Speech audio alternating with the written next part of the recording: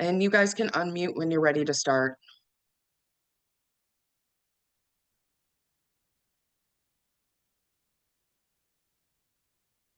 So welcome.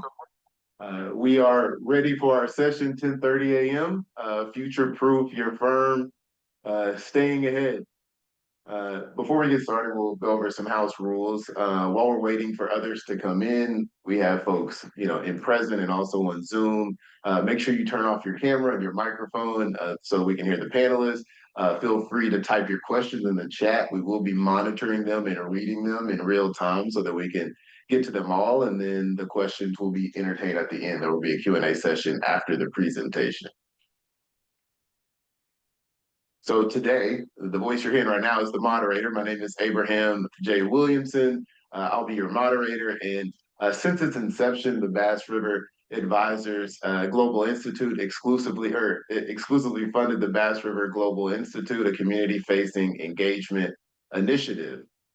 We prioritize access, equity, and inclusion. BRgi programming focuses on strategic innovations that drive social impact, economic development, and value-based outcomes. Okay, for our panelists, now let's get to know them. First, we have Dana Pointer. She is the CEO and Chief Compliance Officer of Preserver Partners, LLC, which is an asset management company. We'll hear more about that today.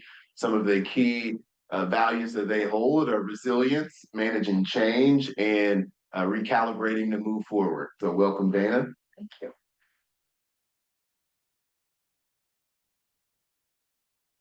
And next we'll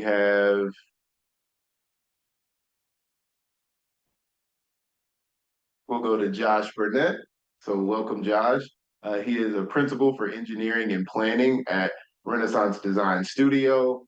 Some of the things that we are going to learn and hear from him are about speed train approach, developer mindset, a proactive coordination, and responsible growth. Again, all on the topic of future-proofing professional services firms. So welcome, Josh.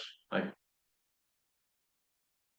Next, we have Michelle Yee, who is principal and landscape architect at DT Design Studio. We'll hear from Michelle about the self, internal, and external, and double click on what those mean in this context. And finally, we have Ramon Morrison, co-founder and CMO of Meticulous. It's an architectural firm, which we'll learn more about today, and we'll talk about designing to uplift humanity, diversifying to build resilience, listening locally yet leading globally, and sustainability as a key differentiator. Welcome to the panelists. Thank you. So first, as we get started, we'll have some questions here, but we really want this conversation to really flow. The first question will go to Ramon, and we want to learn a little bit more about your secrets and how you were able to access the Middle East and tap into that landscape. So tell us a little bit more about what you do and how you were able to break into a market that I'm sure a lot of people see as very fertile, and you were able to do what a lot of other people haven't been able to. The secret is a 6-month assignment turned into a 14-year engagement. Okay. One of the founding partners of the firm, my partner, David Hewlin, went over there sometime now. I can't do the math in my head today, but went over there some time ago on a 6-month assignment to start another architectural firm and develop the international practice facility. That assignment turned into a 14-year engagement. He's lived there for 14 years, raised his family, being from New Jersey. The bricks, as he calls it, New Jersey, living 8 people in a 1-bedroom apartment, was a world change for him. And so in 2014, we started talking about hanging the shingle out for Meticulous. And we hung our shingle out in 2015. And at that time, Dan was about to repatriate, come back to the States, bring his family and stuff back to the States. And then he got a call. And we sat around my coffee table, literally around my coffee table, figuring out what we're going to do with Meticulous, how we wanted to be. And we said from inception, we wanted to be a global design firm. So we kind of spoke it into existence. And he gets this call and said, "Hey, here you're starting a new firm. We've got a small project for you." And that small project turned out to be a 10-story monument to the founding sheikh of the UAE. Wow. And so that was our first project out the gate. So that launched instantly our presence in the UAE, and we've been building on it ever since in the MENA, Africa, Middle East, North Africa markets, as well as across the states here. Okay, so if you take us back to that moment, we are talking about sort of future proofing and given it was 6 months turning in 14 years. In that moment when you were making that decision, was it a stretch project for you? Was it something you could already do, or could you kind of describe how you were able not just to answer the call, but also to deliver on that project in a way that would allow you to keep going? Well, my role as the chief marketing officer, Okay. every question is yes. The answer is yes. What's the question? And we'll figure it out. Right? And so we got the call. Yes was the answer. What's the question? Was the next follow up? And so what we ended up started doing there, again, Damon working there overseas, established a lot of relationships already. We knew that we were going to do it no matter what. And so it's really about how you really put your head down and dive into realizing whatever dream you really want to achieve there. We'll stay with you for a bit if you're we'll broaden into the rest of the panel, but your portfolio has a deep emphasis on medical center experiences. So how is this transferable to different communities, especially the local and global dynamic? If you could just talk about the BBJ project in particular and how it makes your point. Yeah, so BBJ, there's also IU Health. So Meticulous, we were founded on one principle: we want to uplift humanity, and we all come from underprivileged communities, the projects, if you will. And so we said there are several things we were not going to do. One of those things that we're not going to do was jails, strip clubs, and liquor stores. Okay, it was negatively impacting the communities we come from. But then, as we really started to think about things and how could we make some influence, we really started challenging ourselves to think about, say, justice. So BBJ stands for the Borough Jail Program. It's a borough-based jail program where they're breaking up Rikers Island in New York. So they're going to different boroughs and putting different facilities in different buildings. So we said if we're not at the table, then our community might be on the menu.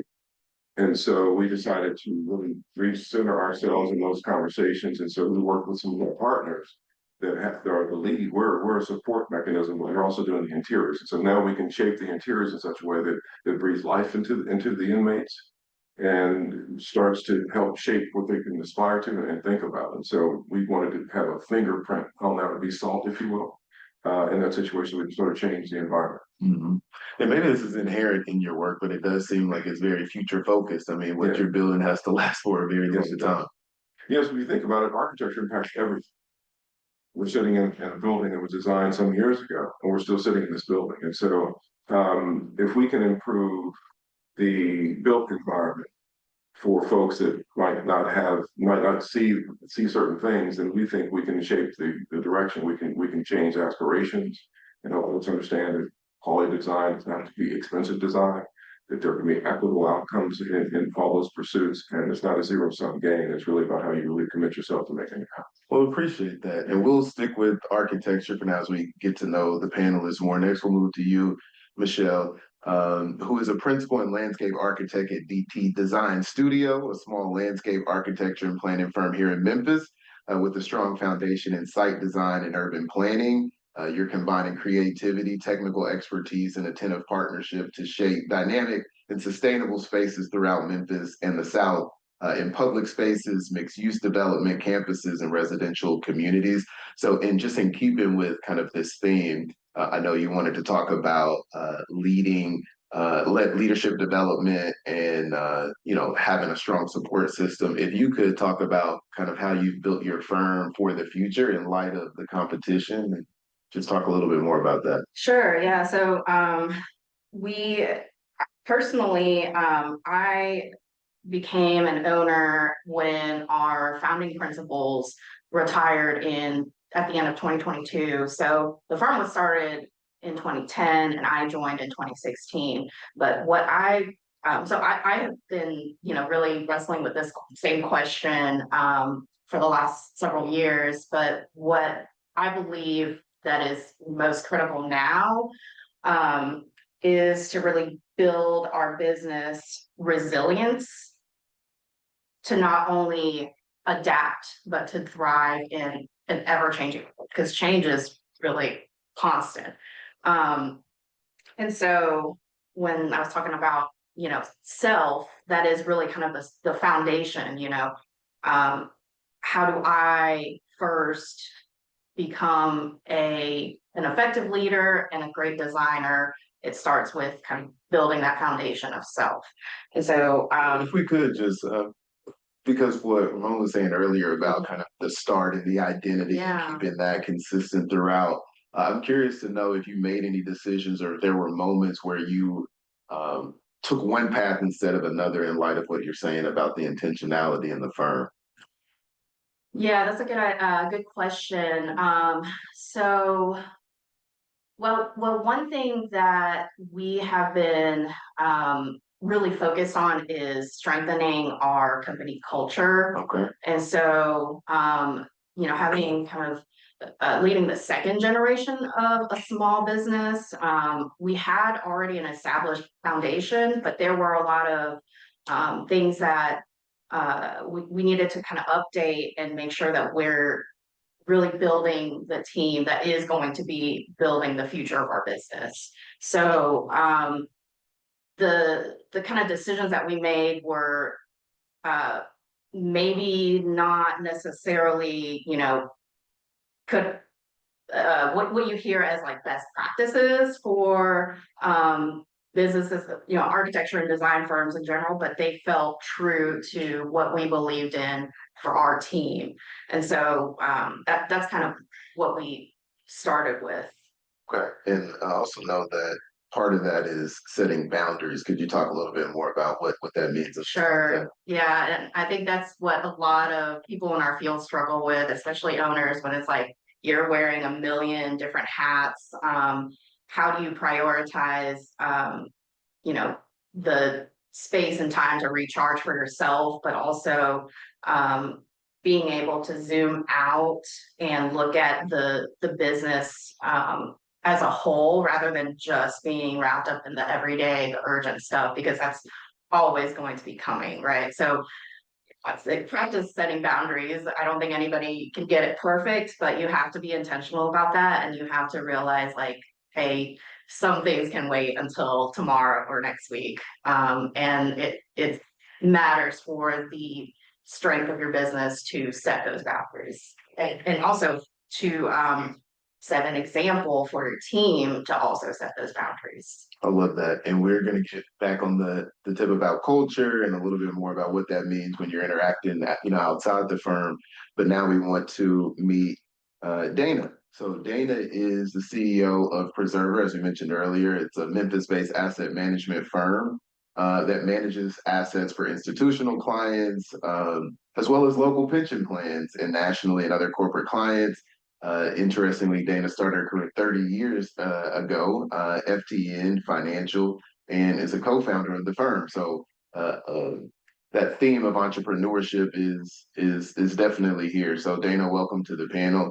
And we just wanted to kind of ask you similarly about how you designed or set it up, how you think about the future. Because when you're managing folks' money, you're inherently thinking about the future, but so is everybody else. So how do you compete now and going forward? Okay, thank you, and I'm glad to be here. Just my career did start 30 years ago in this investment industry, and I've seen multiple market cycles in different environments. Just becoming entrepreneurial 15 years in, it just get some of those things you just didn't plan out. You just go with the flow, and you're adjusting. You're going in day after day, keeping the boat afloat. And so, as I've gotten into leadership, I was part of starting the firm 15 or 16 years ago, and and having an investment management firm, especially based in the South, is really really challenging because it's not your typical place for what we do. So a lot of the strategies and the visions that we had were based on where we were coming from in our history, but we also had that North Star, and we're looking to Wall Street, we're looking to Chicago, we're looking at some of these larger markets where firms like ours, we're considered boutique, but firms like ours are major and are monsters. That hasn't always been our goal or our North Star. But as we're beginning to build a firm, resilience, and thinking about future proofing our firm, I can't help but to go back to 3 years, well, 2.5 years ago, at a critical time in our firm when the founder and the president and the chief investment officer of this investment firm suddenly passes away. And I was faced with not only, the decision of how to address this and how to manage this, but also making a decision on do I keep going and fight for it, or do I just let it go? And so just being, looking at, how to grow and if we're able to thrive, I really leaned on one of the things that's critical in the foundation of any company, no matter what industry you're in, and things that we built subconsciously were relationships.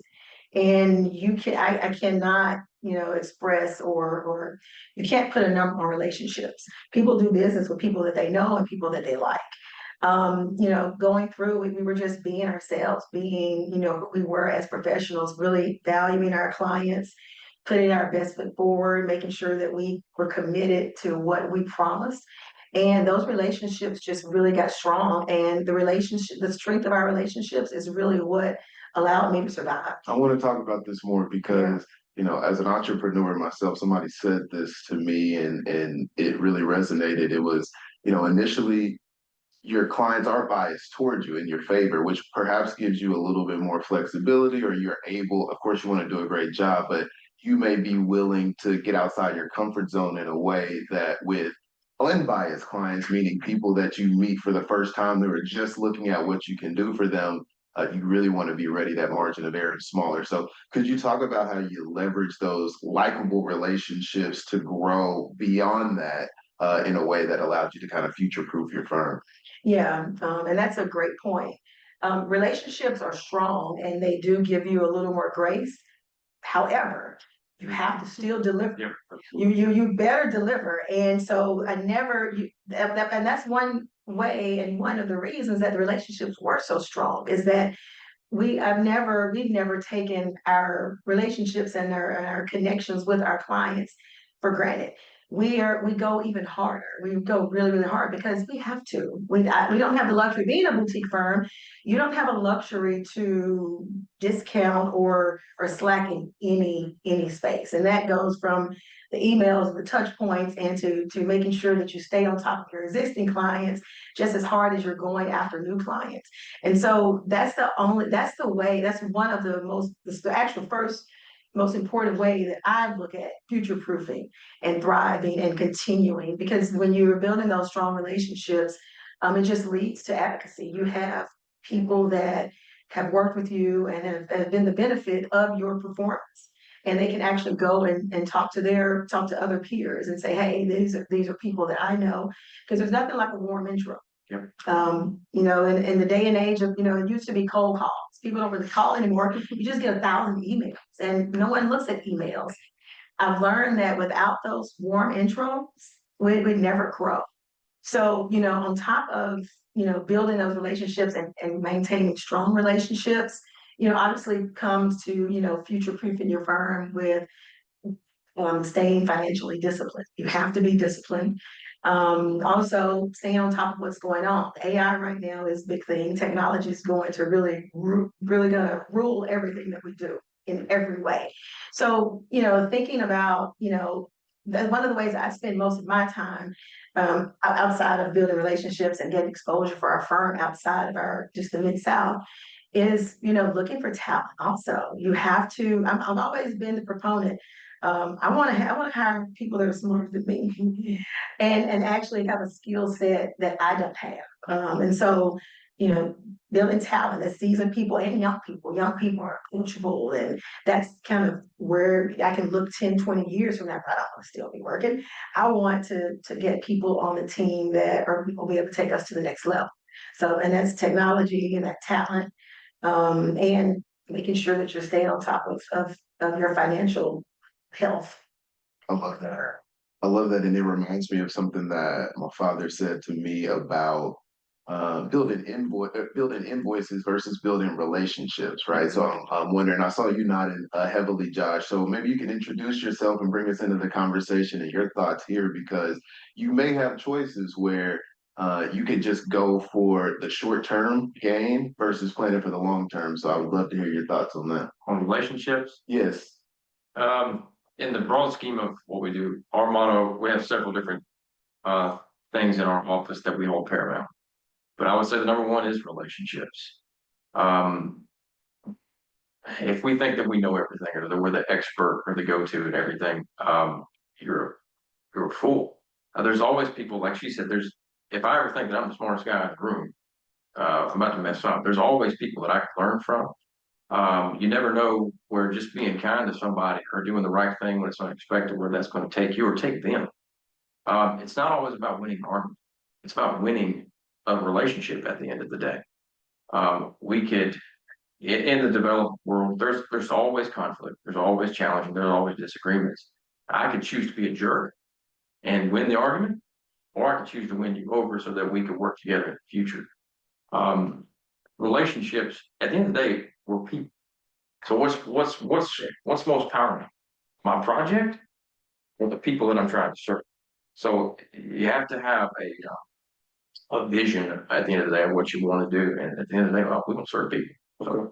So we have a wealth of experience here, and all of you are competing in a competitive market. We were talking about, you coming down to Memphis and competing in this new marketplace, and you see players come and you see players go. Do any of you have you mentioned culture earlier, but do you have any examples of situations where you saw a competitor who seemed to be winning in the short term because of the decisions they were making, but maybe they didn't work out so well in the end for them, and you took a different approach, and you all are obviously still here? Open for the panel. I see you. Yeah, I mean, architecture's been around since we've had roofs over our heads, right? And so we're just a 10-year-old firm, and so every place we go, it's a mature market. Okay. Every place we go, it's a mature market, and it's largely all relationships. Architecture also happens when folks are thinking about a project. By the time it hits the paper, it's too late. By the time you're seeing about it in publication, it's too late for our engagement. And so we've got to swim upstream. And so one of the things that we did to swim upstream in the mature market was start an urbanism studio, urban plan. Okay. And then we also, because of our culture, really trying to do the right thing, the right way, for the right reasons, and to impact change in multiple markets. Our culture as a firm is to get out and really keep the finger on the pulse in the communities that we serve in. I serve on a couple of different nonprofit organizations. One is a CDFI, which is Community Development Financial Institution. It's called LISC. It's a national organization, sort of the JP Morgan of nonprofit lending. Okay. I'm the chairman of the board up in Indianapolis for this organization, and over the past 10 years, we deployed over $250 million worth of investment into various communities. For a young architectural firm, when I joined the organization, volunteered to say, let me be on this committee, I knew that was where they were spreading out breadcrumbs and where the investment was going to be going, development was going to be going. And so there might be an opportunity for me, our firm, to get out there and be an influence. And so we decided to do it in a way we started doing, even though we want to be these world-class architects, we were just doing facade improvement grants and helping, very impactful stuff, helping folks change and impact their own micro businesses, small businesses, but it also got us out in the community. And so guerrilla marketing, if you will, was the tactic and the strategy, but the goal was to the name of our company out there in multiple places. And it ended up working because now we're working, one, I've matriculated now, I'm the chairman of the board, we're doing strategic planning, but we're also involved in various ways to help folks realize their opportunities, leveraging some of the relationships we have with some of these organizations. We might bring pre-development money to the table that can help these pretty pictures get built and help folks realize those things. And so it's really looking at strategic ways to inject ourselves in a mature market and saying, okay, how can I be where they're not? Because I'm not in the smoke-filled rooms necessarily. It's a good old boy industry. I'm not in those places. So how can I really insert ourselves in those situations? It's kind of the strategy. I love that point. Did you have something with that? Well, if you want to ask Paul a question. Well, I was just gonna say that I love that point because I remember listening to a marketing expert sort of talking about competing in a very mature market and some things that people may take for granted. Like if you take hotels, for example, the check-in process, people may take that for granted, but a new entrant came in, made it spectacular with the, right, the kiosk. Yeah, Humanless contact, there's no contact. Yeah, exactly. And we're talking about technology earlier. We're going to come back to that. But both Dana, you and Michelle said earlier, you talked about culture and how do you build that? Because it's very persuasive to me when people say that your culture is really built as you hire. Every new person that comes in is contributing to your culture, but there's also inertia in the opposite direction, which is what you want, what you're looking for, what you're trying to establish. So could you all talk about that, how you built your teams over time, and if you see the future kind of playing out early in those stages and lessons you've learned from that? Yeah, I would say culture, it was first important for us to understand and really clarify what our culture was with our existing team members. And so even before I started taking ownership of the firm, I started doing these monthly one-on-one conversations with everybody just so that we could practice having open discussions and reflecting on what went well, what could have been improved, and just building that kind of trust. And then we started getting more involving everybody a little bit more in the overall company strategy and goals, because I think the previous thought had been, you guys can do your best work. We'll worry about the big picture, financial stuff, getting clients and all of that. But I really think that people feel more part of your team when they understand what those vision and goals and how they contribute to that through their individual work. And so now we've found some systems where everybody can speak up and contribute to our annual planning meetings and establishing goals for our team, and then also owning like the some of the to-do action items so that we can constantly just be evolving as a whole. And then as far as getting new folks in, I think hiring the right people is the most important, making sure that they really not necessarily think exactly like you, because we need the diversity of expertise and opinions to be great designers, but that they mesh with your values and feel some kind of connection to those. And obviously needing some baseline of skill, but a lot of skills are teachable. Right. So and we're also looking for people to bring in new skills that we might not currently have in the team. So really trying to keep our mind open on where those gaps are and being open to hiring the right people at the right time to slowly grow and evolve our culture. It feels like that was resonating with you. So you speak. Yeah, it was. I couldn't agree more. One of one of my priorities is to have a collaborative team. There are no big I's and little U's and team.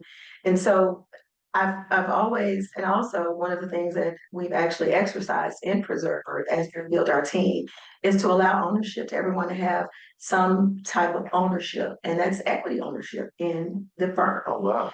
I think it's major, and when we did begin to build that, especially for seasoned people and seasoned employees, and in the investment management industry, when you have portfolio managers that are managing your clients' money, investors love the fact that the people that are managing their money, they have some ownership in the fund. There's skin in the game. There's real skin in the game. And when we come to work every day, we're experiencing, the same things as our investors. One of the ways that you really take notice is as we have began to share equity in the firm. I noticed that when people are traveling, they are spending more time looking at flights and hotels to get cost savings. Really? So they're yes, because guess what? It's about the funds where their share comes from. that's very. And so it makes a huge difference, and not just from that perspective, but also when everyone feels like they're part of the decision making of the firm, and they know we're all rowing in the same direction. When you're able to share, is what Michelle just spoke to, when you're able to share the vision of the firm and collaborate on how we're going to get there, and everyone has input, everyone's decision or everyone's ideas may not make it to the checklist, but we are sitting there and we're all collaborating together and we're all tossing out and brainstorming and going through how to get there, because everyone does have something different to bring to the table. And and just because you were, a junior level doesn't mean that you don't have great ideas. And so I think that it really does make a difference in the culture of any team when everyone kind of has input and you're truly listening, whether you agree with it or not, but you're really taking into consideration. So I think building a culture of in that way, it makes a huge difference. And your team, and when you're working and in the team, everyone knows what everyone's working on. You stay focused on what you're doing and with the bigger picture in mind. And so I think it just makes everyone work harder. I love that you kind of put us. I feel like I'm inside your offices and All kind right. of what I'm talking about. So this is innovation of culture. Innovation also comes in other forms like technology, which you mentioned earlier. But I suspect there is some tension when it comes to technology and clients. In full disclosure, I used to work for a very large firm, and talking to the technology department, the decision to either build it in-house or hire outside is relevant, but also how fast do we need to move with technology? Because there's risk, right? Are we going to be the first people, an early adopter, or wait until it's proven? And are we going to lose ground? So, especially when it comes to development, I would imagine that tension is there. But could you speak to the role of technology and how you think about that for the future? Are you going fast? Are you kind of pumping the brakes? Are you looking for others? Where does your firm situate itself within that thinking? Yeah, there's two different types of thinking. Either this is the way we've always done it, or we're going to challenge it and try to get better. We're taking the second route. Okay. There's a lot of cutting edge software. There's AI. A lot of that we're trying to learn. I'm not an AI expert, but we're trying to stay on top of it, and it's certainly improved a lot of things that we've done. So even in just an entitlement package, a letter that used to take 2 days, now you can work up in 10 minutes with perfect grammar, and that's very helpful, stuff like that. But there's also software out there from stormwater. It's more expensive, but I've purchased this one software, something that used to take me 2 weeks. Now I can do it in 2 or 3 hours. It's more accurate. It pays for itself. So you have to be on that cutting edge, looking at how can we improve, because time in development world is money.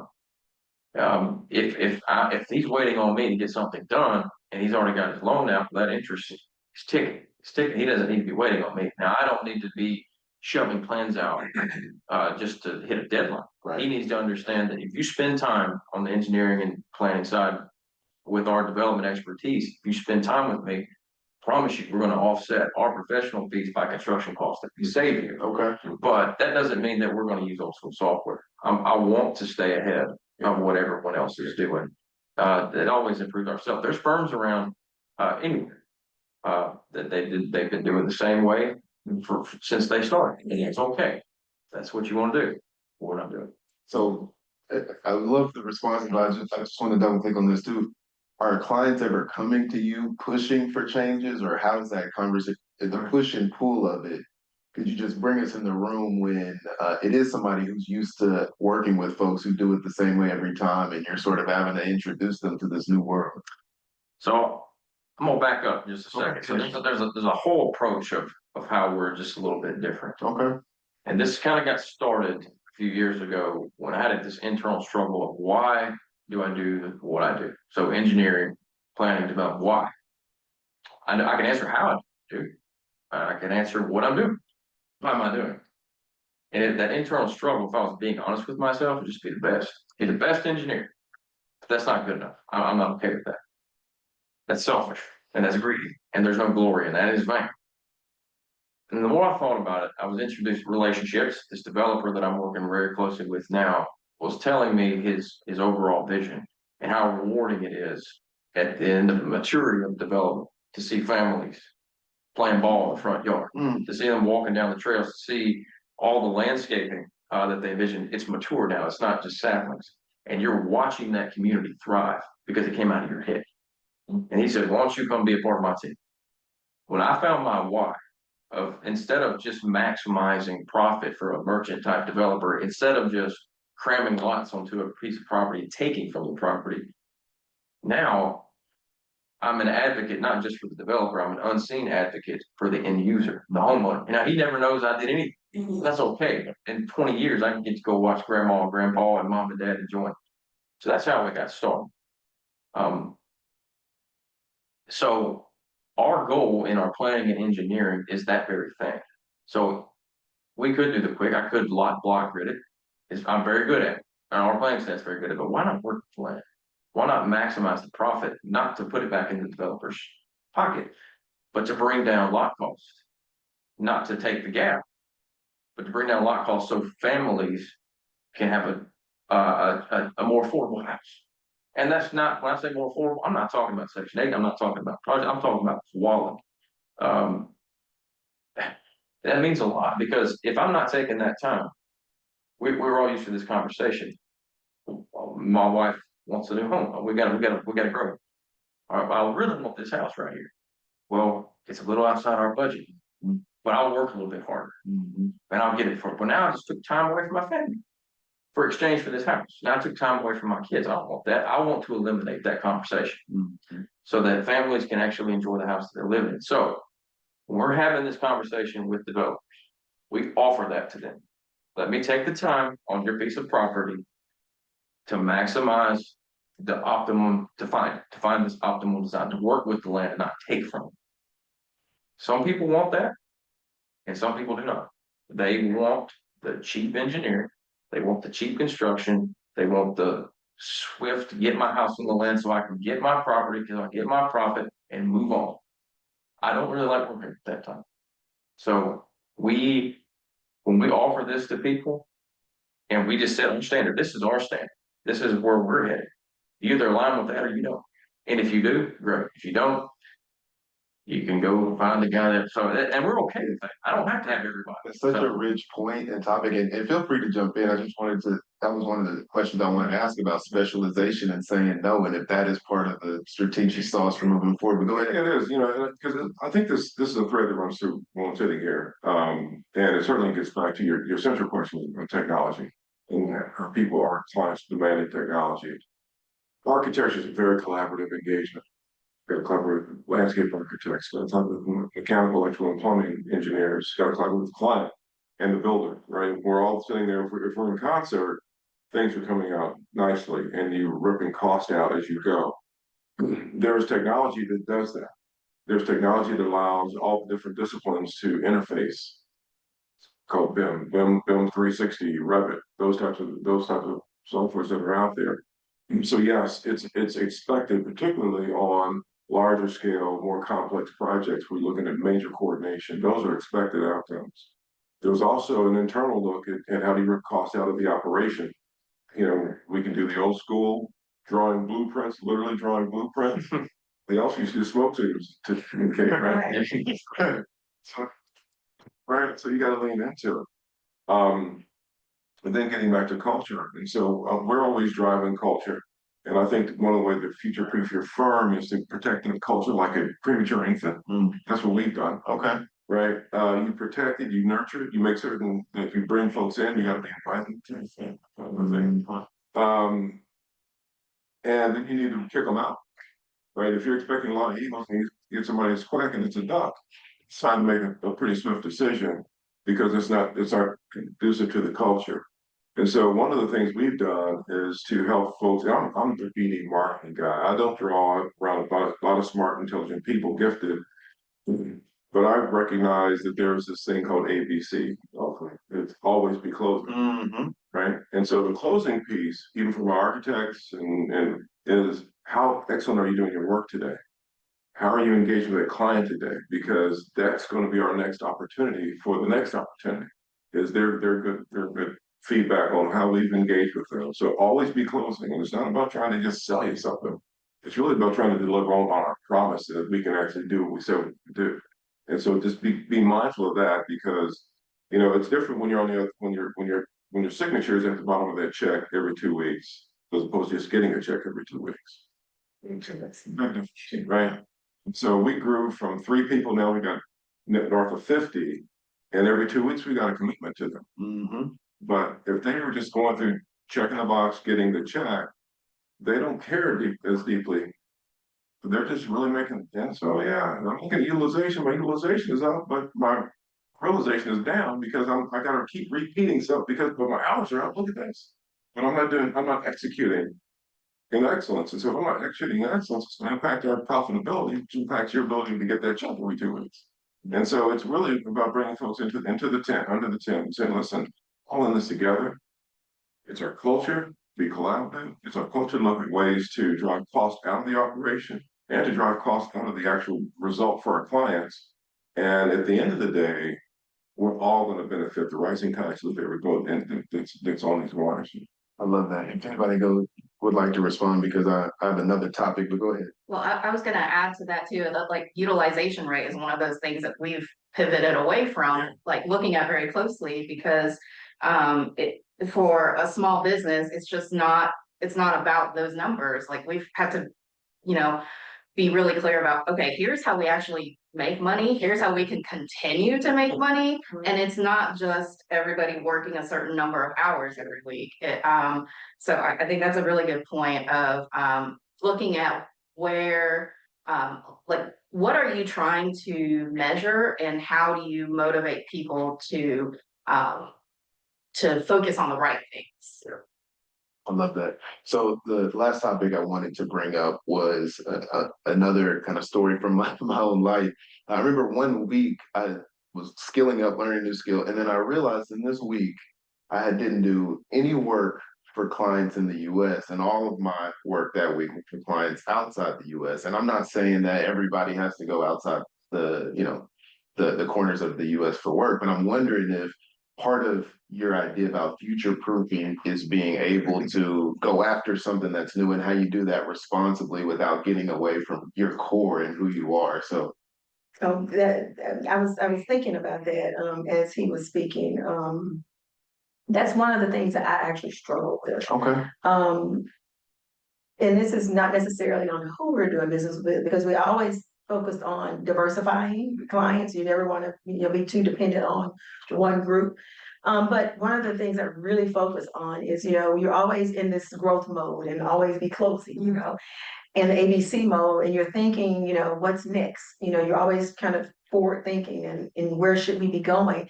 But I also struggle with making sure that we're focusing on our core expertise, because we don't want to, be distracted by shiny things, because you get all, you're looking at those giants and you're saying they're doing this, they're doing that, and maybe we should start doing this. And it's very, very easy to get sidelined that way, because you're always thinking about growth, and I struggle because I don't want to be so tunnel vision and focused on the core where we miss opportunities.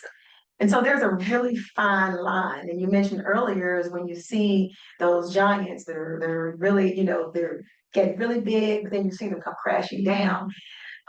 More times than not, well, especially in my industry, it's because they grew too fast and they started doing too many things where they were doing nothing great. But they were doing all of these different things, but nothing great.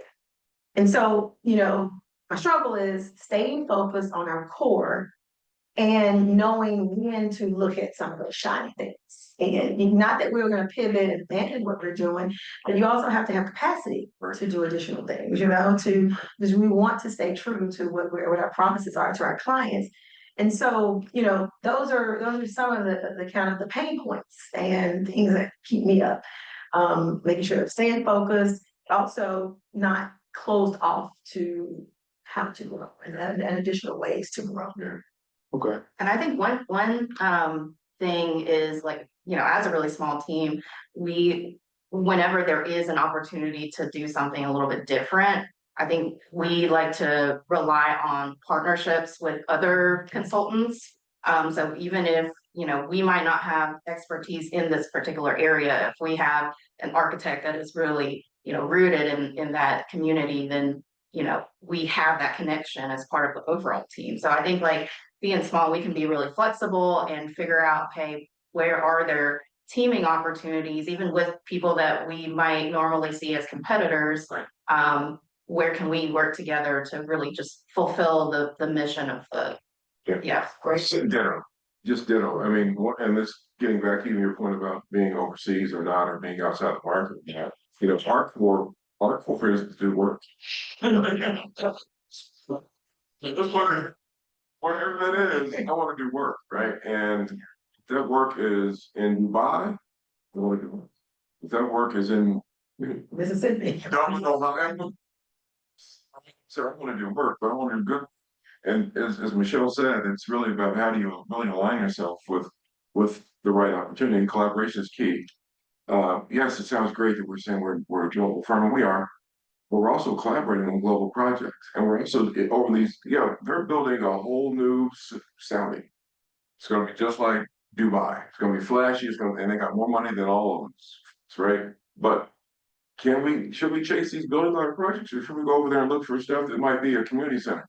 I'd rather get base hits than try to swing for a home run every time. And if I can build up enough portfolio like that, I'm future proofing, right? And I'm doing it in a different market, different time. I was on a call this morning at 6 o'clock this morning because I'm talking to folks overseas, right? Those are the kind of sacrifice you have to make to be able to do that. But then you do that because it's going to serve the core, right? We need work. Absolutely.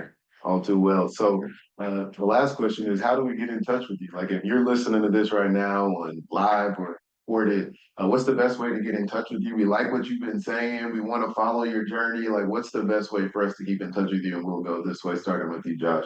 Yeah, I've got a LinkedIn. I know a lot of people using that. So Josh Burnett at the LinkedIn. I'm not a very tech savvy guy and stuff. I'd be happy to give anybody email, cell phone, but our website is rdsdevservices.com. So that's where you can write out to us. Thank you very much. Same with me. LinkedIn is the best. I've become a lot more active on LinkedIn. Emails are good, but I tend to miss some. So LinkedIn is the best way. Okay, Michelle. I'm also on LinkedIn, but our website, you can Google DT Design Studio, or dt-designstudio.com. Okay. And me, I'll say LinkedIn. It'll be the easiest. It's particularly long word to spell. I can spell my LinkedIn, Ramon Morrison at LinkedIn. I'm gladly. Well, thank you. Thoroughly enjoyed this conversation. Very rich, especially on a topic that can be a little bit abstract to some for the future, but you all made it real for us, putting us, overseas or in your offices or, on those sites. So thank you for that. And now we'll move on to the closing. All right. I did not see any questions, but if you have any, feel free to send it to us and we'll try to get back to you as we can. But thank you for joining us for today's session on future-proofing your professional services firm. We thoroughly enjoyed the conversation. Hopefully you all were taking good notes because there was a lot coming out fast and some things that may have not seemed as rich as they are until you're in that moment. So thank you very much, and we will see you all hopefully at the next session.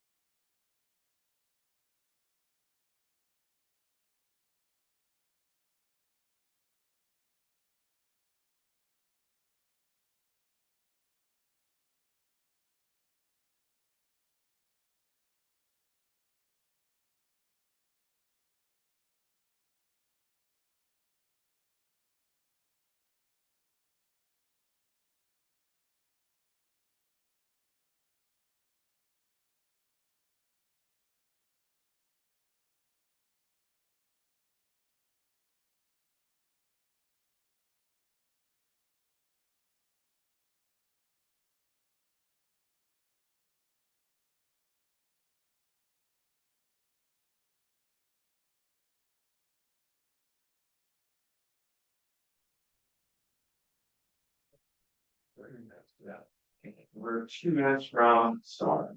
Okay. All right. Yeah, maybe 10,000. That's really quick. Yeah, I don't have all the bios, James, so I think we're all gonna introduce ourselves. that's good. Gotcha. Okay. We'll I'll just have go one. around. One. So has to introduce ourselves, 10. Cool. 10, 5. Okay. You each have a slide, so the application will be the watch as we shows it. Okay. From certificates to produce. Yeah. Where? Yeah, I think we're supposed to be looking. Is this owl the action camera? Yeah, if you look at that, it'll make it look like they're looking. Okay, so maybe. You didn't use that before? No. They're No, great. no, that's pretty cool. So We have the market with Scott.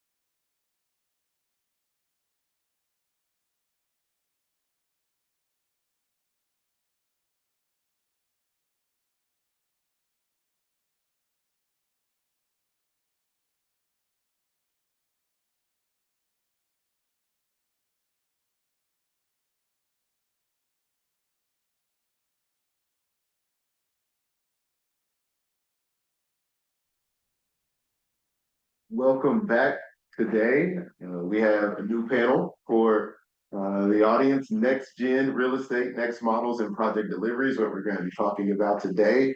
And so not just real estate, but how to deliver well and on time. But before we get into that, we'll talk a little bit more about who we are. Bass River Advisors is responsible for us being here today for Bass River Global Institute's panel on real estate. And we'll introduce first our moderator, who is Brett Grinder. Since its inception, Bass River Advisors exclusively funded the Bass River Global Institute. As a community-facing engagement initiative, we prioritize access, equity, and inclusion. BRgi programming focuses on strategic innovations that drive social impact, economic development, and value-based outcomes. So for Brett Grinder. Today, Brett is the managing principal of a family business that he leads with a focus on client and business relations, focusing on overall leadership and representing the company on several local boards as well. He's grown up in construction and brings extensive knowledge and experience from pre-construction and cost engineering services.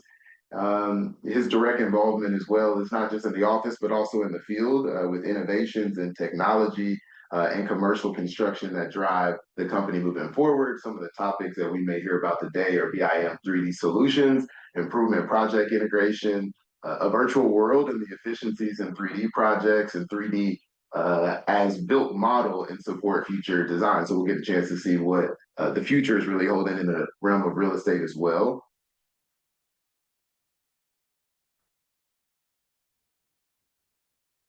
We also have Katie Hunt with AIA, who is also assistant professor at the University of Memphis. We'll hopefully hear about today, mass timber and human and eco-friendly, maybe topics in being strong, safe, and fast. Three things we want to work together, but can sometimes be difficult. And also boosts to the local economy and innovation. Next, we have Brian Bullard, also with AIA, owner of Urban Art Associates. So from Brian, we'll hear about alternative delivery methods. So not just the typical, but some new things and what they are and why there's a need for them, as well as some of his experience that will come out in the stories as well. And next we have Michael J. Clark, Community and Economic Development Director of the town of Collierville. Thank you for your service. We'll hear about development activity and map that drive to transparency. The comprehensive planning, hopefully pulling back the curtain a little bit and what's to come, as well as partnerships for economic development and hopefully stories from the field. Next, we have Mike Peloso, Mayor of Germantown. Also, thank you for your service as well. Mixed use and modern urbanism will be a topic Mike will discuss. Producing and protecting revenue for the city. And again, the 21st century, what it looks like in terms of sustainability and resilience. Okay, so as we get started, I'm going to pass it over to Brett, but before I do, we want to learn a little bit more about from you as you learned from the panelists. The topic is St. Jude. Last year, there were 5 cranes in the air. Today, it sits at 4. And we're just wondering, what are some lessons that we can take away from the project delivery of such a project of that scale? Sure. St. Jude's just really a great example of a of a nonprofit that's moved forward in such a fantastic way, and they've changed their project delivery, which some of these guys are going to talk about a little bit, to what's called CMAR, which is Construction Manager at Risk. Whereas usually they would bid projects and take multiple bids from different contractors and just pick maybe the lowest bid. Now they do more of a negotiated best bid situation where they choose someone to be their contractor. We've been fortunate enough to do a lot of their lab work. Some of our peers are doing the towers and things like that. And interesting thing is it results in a faster project and usually a lower cost in the end, while giving the owner a little bit more control over which subcontractors are used, how things are done on their campus, which is important with the level of security they have, the research going on, and of course the patient load at St. Jude. Well, thank you for that. And I look forward to the discussion on how you merge all 3 of those different competing interests at the same time. We'll pass it over to you and the rest of the panelists. All right. Well, I may start it off with a question for Mike Clark. 2 mics today.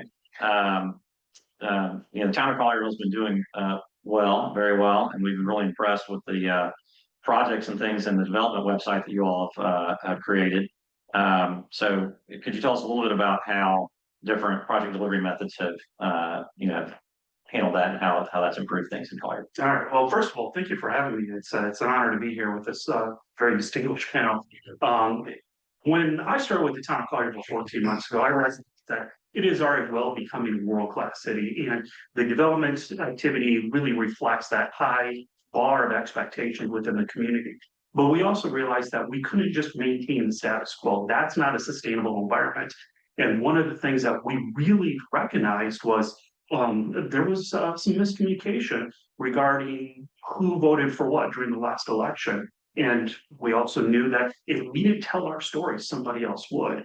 So one of the things that our planning and GIS staff did is I challenged them, okay, adapt the development activity map to really focus on telling that story as opposed to just this is what's going on here.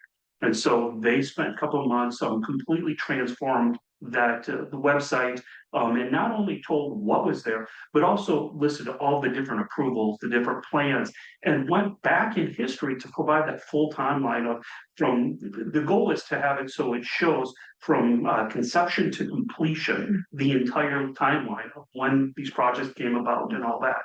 That has really helped in that when we're working with new developers, they come in with this kind of preconceived notion of, oh, we just have to do more of the same. But showing some of these projects that have already been approved, have gone through that process, it really opens up new ideas for them of what it really is possible. That's great. Well, I may kick off that to the mayor. And Germantown has had similar success recently. We've watched everything from Germantown Parks and Rec doing, some great things with the pickleball and tennis and growth there to, relaxing some of Germantown's, more stringent rules to accommodate, the medical corridor along the river, where we're doing some clearing and things like that. Now, how's that affected? Your well, thank you, and I'm humbled to be here as well as I joined the panelists. I think I'm the only uncredentialed person here. All these people with all the letters behind their names. When you become a mayor, you become a hobbyist in planning and architecture and engineering, construction and that type of thing. You know, our community is reaching what's often known as build out. And we're a community that's about 20 square miles, 12,500 acres. We have 278 acres of undeveloped land left. So we have to be very, very astute to each one of those precious acres and how we plan those. We have embraced the market and we have looked at strategic ways of doing work with the market. One of the things that we identified many years ago that as we approach build out is that we need to refocus how we're going to eventually grow what we have left. And so we embrace modern urbanism and we have gotten more dense and more mixed use. And with that comes a lot of education with our community and working with our partners. And I like the messaging part. I mean, we have to tell the story. We have to provide the information. That is critical. And it's the only way we're going to be able to engage our community and have everyone buy into the next project that's coming down the pike. We have a big one on our Western Gateway. It's taken an old mall that was repurposed to another mall, and now it'll be a fully integrated mixed use site. And it'll be something that'll be fun to watch. That'll be fantastic. So Brian, hearing all that, and in your work, you handle you handle everything from classic owner architecture, contractor relationships to some, some of the more exotic synthetic ones. So tell us a little bit about those and how you've seen that develop and to deliver things like these two gentlemen just spoke about. Yeah, well, first of all, thanks for having me. I would say, my firm recently has been focused on trying to figure out better ways to deliver, right? Because of the challenges that we're facing. Currently, we have, there's discussions of tariffs, there's discussions of, interest rates are high, and, it's very challenging. We all know it's very tough and challenging to get a project completed from start to end. So you mentioned a few minutes ago, the traditional methodology of design, bid, and build. That is not dead. I don't think it's going the way of the dodo, but it is something that still has its place for simpler projects. But we're seeing a trend more and more to go to more complex delivery methods. You mentioned CMAR for St. Jude, and my firm's currently working with a large joint venture CMAR firm on the Memphis International Airport terminal modernization. So we're in the process of that right now, and it's really unveiled a lot of opportunities for us to stay on track, to get better feedback from our construction manager as we go. And so, it's more and more important these days to have a full team working from start to finish in order to hit the goals that we all have, getting these projects done and brought to market on time and within budget. It's more and more challenging with all of those outside factors that we're dealing with. And so going to more alternative delivery methods has proven efficient for us. And we look forward to more of it and teaming with firms such as yourself and or public-private relationships with municipalities or universities, et cetera. So. Could I just have a point of clarification? When you say alternative delivery methods, could you say a little bit more about what you mean or what optionalities we have? So, we have, there's multiple, most people are familiar. Well, I don't know exactly who our audience is today, but I will tell you that most people in the construction industry are familiar with kind of the basics of design, bid, build, construction manager at risk. Those are kind of the three more popular ones. There's also, and I can touch on those just a little bit. Design, bid, build means basically you hire, an owner would hire an architect or a design firm. That design firm begins design working solely with the owner as to what is it that you need, what's your program, what's your scope, what's your budget, those type of things. The architect designs, and works with the owner to develop what that looks like, right? But we don't necessarily have at that time, we don't have the greatest amount of input from constructability standpoint, from a budget standpoint, from a schedule standpoint, which contractors or construction managers in this regard could typically bring to the puzzle. So that's where CMAR comes in, or design build. With design build, it's a little bit different relationship because essentially that could be designer led, it could be contractor led, but it's a partnership of those two working in conjunction together to help an owner to bring a project, to fruition, working together to make sure they're on schedule, on time, and on budget. Whereas the CMAR, which means construction manager at risk, that's a little different animal in that the construction manager and architect can both be hired by the owner separately, but they're working as a team still together to reach the goals. So it's a little bit of a different slant there. Really all three delivery methods have benefits. And it really just depends on what type of project that you're dealing with, what level of complexity. The airport project I mentioned a few moments ago is super complex. There's really no way that we would be able to design everything all in one, fell swoop basically, and put it out for bid, because the airport has to stay open all the time, right? So we've got passengers flowing through there at all times. They can't close. So we definitely needed phasing expertise that's brought by our CMAR.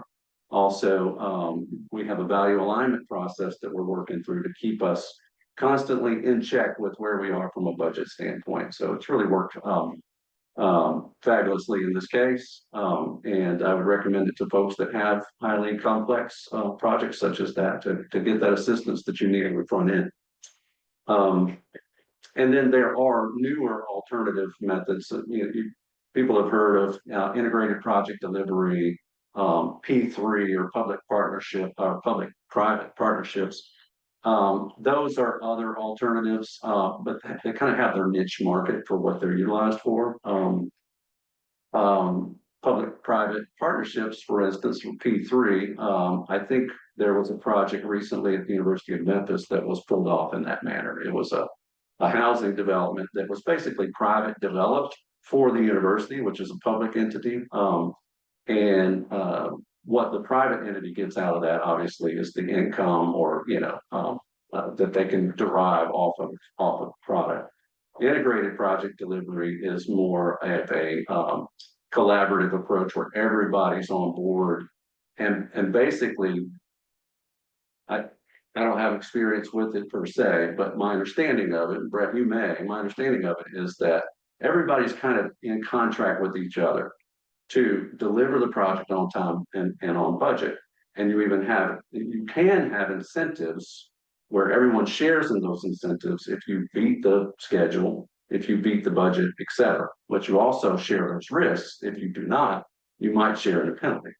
So those are all interesting things. A new one that I have been researching recently and talking to a couple of local builders about is what's called progressive design build. Progressive design build is simply kind of a two-phased facet of design build. Instead of entering into a contract with your design builder, your contractor, and your architect to build something for you, design and build something for you, this new methodology, it's kind of just an offshoot of design build where you kind of have an off-ramp where it's a two-phased approach. Phase one is design, where your contractor is still, your builder is still on board, and that builder is assisting the architect and the owner to stay in budget, talk about constructability and things of that nature. But they're not necessarily married and have to go all the way to the end. There's a point where when phase one is over and the budgeting is completed, maybe even bids are put together and a GMP is brought to the owner doesn't, there's no more commitment from that point in time. They can't say, I don't like the deal, it's not working for us, it doesn't pencil, so we're gonna basically pull this off the table. And at that point in time, that's the off ramp where they can say, we're either going to GMP with you or we're not. So that's something that that I'm hearing some discussions about in our. Well, thank you for sharing that. So we're all on the same page. Back over to you, Brett. Yeah, no, that's a great overview, and I think it's good comprehensive. That's all the models we've seen. And so those are ways that you can deliver a project, contract and things, but there's also the nuts and bolts of the project. So I have a question for Professor Hunt about new thing in our community is really in our industry is heavy timber. Historically we built with steel or we built with concrete. or things like that. And you've been doing a lot of studying on that. And there's some projects in our region from Nashville to Bentonville to right here. So tell us a little bit about that as far as the delivery method. Absolutely. I'm happy to be here to talk about that because I get to exist in this really interesting realm where I have a foot in the architecture industry at LRK and I have a foot in the academic world as a professor at the University of Memphis, which is super inspiring personally because I get to exist in those two realms. One of realities as what is the driver, and one as kind of aspirations that have to be rooted in reality, but can, hopefully move the needle towards innovation regionally. So we're in a mass timber building right now that's very old, right? But is basically the way that most buildings in Memphis were built, with load-bearing exterior masonry, bricks, multiple layers, and then wood structures, oftentimes which are legitimate full trees that were felled and then squared up. That's mass timber. So it's not a 2x4 or a 2x6, but it is a tree that's been made into a regular shape, right? So about 25 years ago in Austria, there was a new technology which is referred to as cross-laminated timber, which is essentially using dimensional lumber, 2x6s, 2x8s, that get laminated all next to one another. And then the next layer on top, 90 degrees laminated, and then the next layer on top, and you keep going until you get anywhere from a 3-layer component to 9 or 12, depending on what it is that you need. Always an odd number. Okay. That's important structurally. But this kind of new innovative way of building is basically like really large scale plywood in a way, which lets you make these huge panels that perform really well in seismic environments. They help you with gravity loads and lateral loads that are moving horizontally, like the way earthquakes move. So it's super strong, really stable, and it's something that can be manufactured off site. So anytime you're able to manufacture something off site in an environment that's hyper controlled, you can get a more exacting kind of product in a way, right? Not to say that our contractors aren't incredibly exacting in the field, because they are, but you're dealing with different and uncontrolled exterior conditions often. So something that my research is excited about, and I'm excited about, is this idea of mass timber, particularly cross-laminated timber in the South as a region. So regionally, we produce a ridiculous amount of the timber in America. And we have for a really long time. So Memphis itself was the hardwood capital of the world back in the day. Now hardwood is not what we're typically building buildings out of nowadays, but I'm looking at testing integrating hardwood species, many of which are native here, into a wood product that could meet the same testing standards that softwoods meet. So there's some really interesting kind of workforce development aspects to that. Construction wise and architecturally speaking, labor in our market tends to be very, compared to other markets, inexpensive. And so there's different thresholds within kind of the cost aspects of doing something innovative, where we in Memphis have not yet actually gotten to that point where mass timber and doing something innovatively out of cross-laminated timber is always going to be equal or less expensive than doing something a traditional way.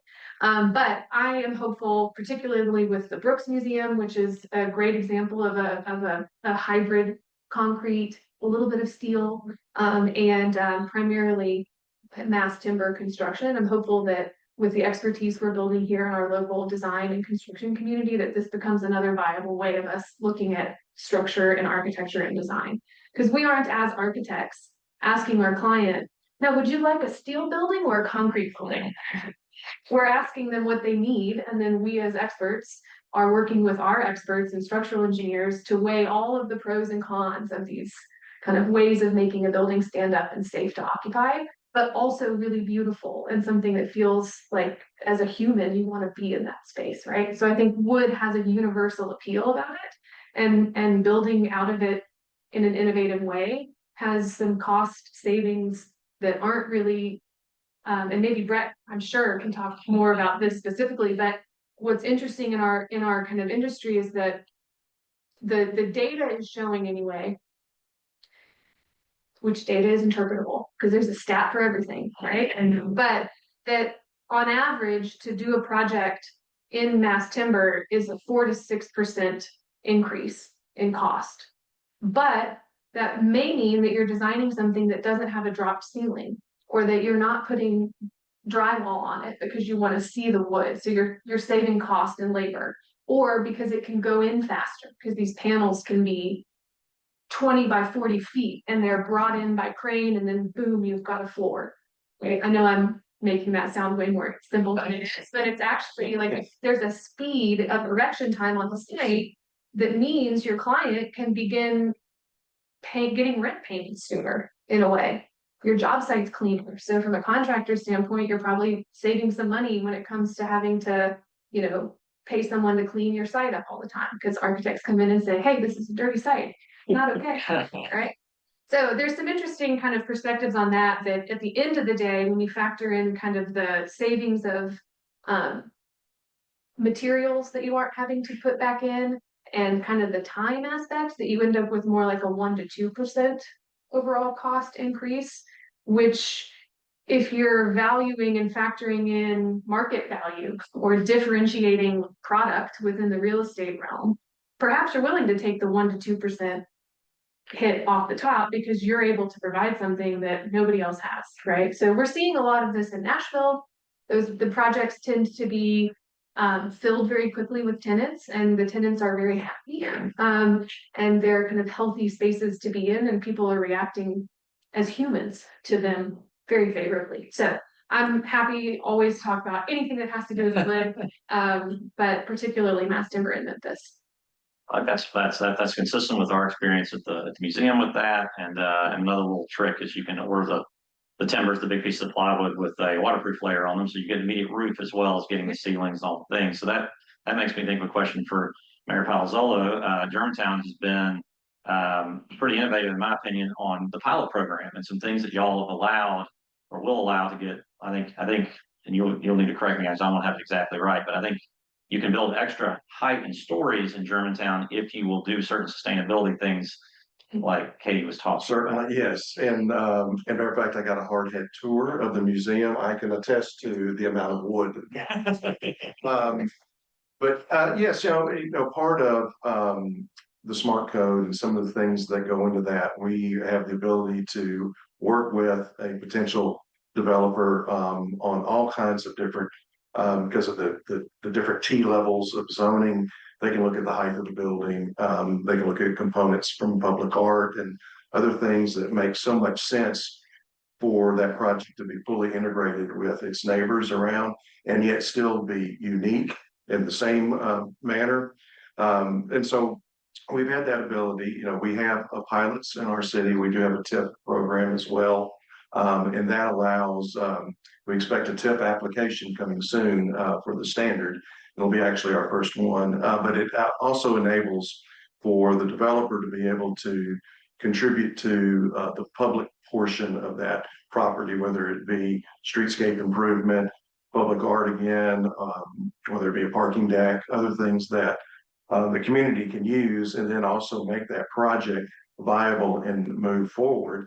As I mentioned earlier, when you're in a community that's near build out, you really have to be focused on what you have left, because when you're in build out, you also have a compaction of revenue. And we all have to then rely on our residential rooftops to produce more property taxes and more revenue. So one of the things that we have done, again, embracing modern urbanism and being able to be flexible, is we're producing more sales tax revenue. And so that takes off some of the pressure from our residential, which is 95% of our community, and puts it on either the commercial partner at a different tax rate, and then multiply that times the sales tax. It's similar to making a gumbo or a nice cake. The real estate taxes are your foundation, and then icing would be sales tax. And so we like a lot of icing on our cake. Contribute to your icing quite a bit. That's one when the standard, I think, had a little bit extra height due to some of those. I did. You're exactly right. And again, if you can, and one of the things about looking at a piece of property as an example, the Arthur property, and there have been two runs at that property by two different development groups. The topography is very challenging. Portions of that property are 30 or so feet or maybe more below the railroad track. If you're familiar with the Norfolk Southern that runs through Germantown and Collierville and all of Memphis. And so you can get more height on the building because it will not be as visible from the street level. So you can take an 8-story building if it were proposed, and in essence, it would look like a 6-story building, and then depending on where your elevations are and where you are on a particular property to see that. So that's the nuancing where you can really take advantage of your land opposed to thinking about, I've got to put all fill there. So, yeah. That's fantastic. And so, Brian, have you seen any requests for that type of is the things that Katie talked about? Are any of your clients pushing for that at this moment, or is it still too new and nascent? It's a little bit new and nascent in our practice. We have had owners express some interest, and we're going to need to work with folks like Katie and the university to determine and how to be able to spell out to them that it's really not that big a delta. Here in Memphis, our margins are, I spoke about market conditions earlier, and our margins obviously are tough with some of our projects, and so we have a duty, I believe, to honestly educate our clients and folks that are looking to build buildings on what these opportunities are. And if we can prove to them that it's not much more expensive to do because of the offset of less labor, et cetera. CLT and that type of product in this market, I think is something we certainly have seen like a slight uptick in interest in it. Just haven't quite gotten someone to sign off on let's do it yet. So we're really excited about the Brooks and what your team and Archimania and others are doing there, because I think that's going to be a really good pace setter for our community and for folks to see that and understand it. And to Katie's point about sort of the human aspect of it, right? I was in Nashville recently for an AIA conference and toured one of those large facilities that's cross laminate timber. It just feels better. It's more free span. It smells better. It's really a great way to build. I would be excited for any of our clients to show greater interest in it. And we would be excited to participate for sure. Can I hop on that real Sure. quick? In that, like, I think a lot of the marketing of mass timber buildings right now seems to be wholesale. Everything in there is wood. Your columns are wood. Your joists are wood. Your floor is cross-laminated timber. It doesn't have to be that, right? It can be hybrid structures where it's a steel vertical structure, but your floor slabs are wood, right? So I think that there's ways for us as architects and designers and developers and people involved in real estate to be encouraging innovation, but it's not an all or nothing situation. There's always ways you can make meaningful choices about investing in innovation in a smaller way, not just but like eating the whole apple at once instead of just taking a bite out of it. And weird analogy, but That's very true. We went to look at some precedents before we started building the Brooks Museum, look at some other ones. Princeton University built its art museum that way, but they did it sort of in the way you're describing, where they used it just for the roof and ceilings of the galleries and then use more traditional steel. So that makes me think about Collierville. And I know that y'all got a new comprehensive plan that's going to have a zoning code rewrite that will follow it. And so any of the things we talked about today, are those being teed up for Collierville maybe? Or will there be any advantages to some of these things with the new zoning code rewrite? Will that be incentivized in any way? The short answer is yes, and the wonderful thing about Collierville right now is it's really going through kind of a transformation.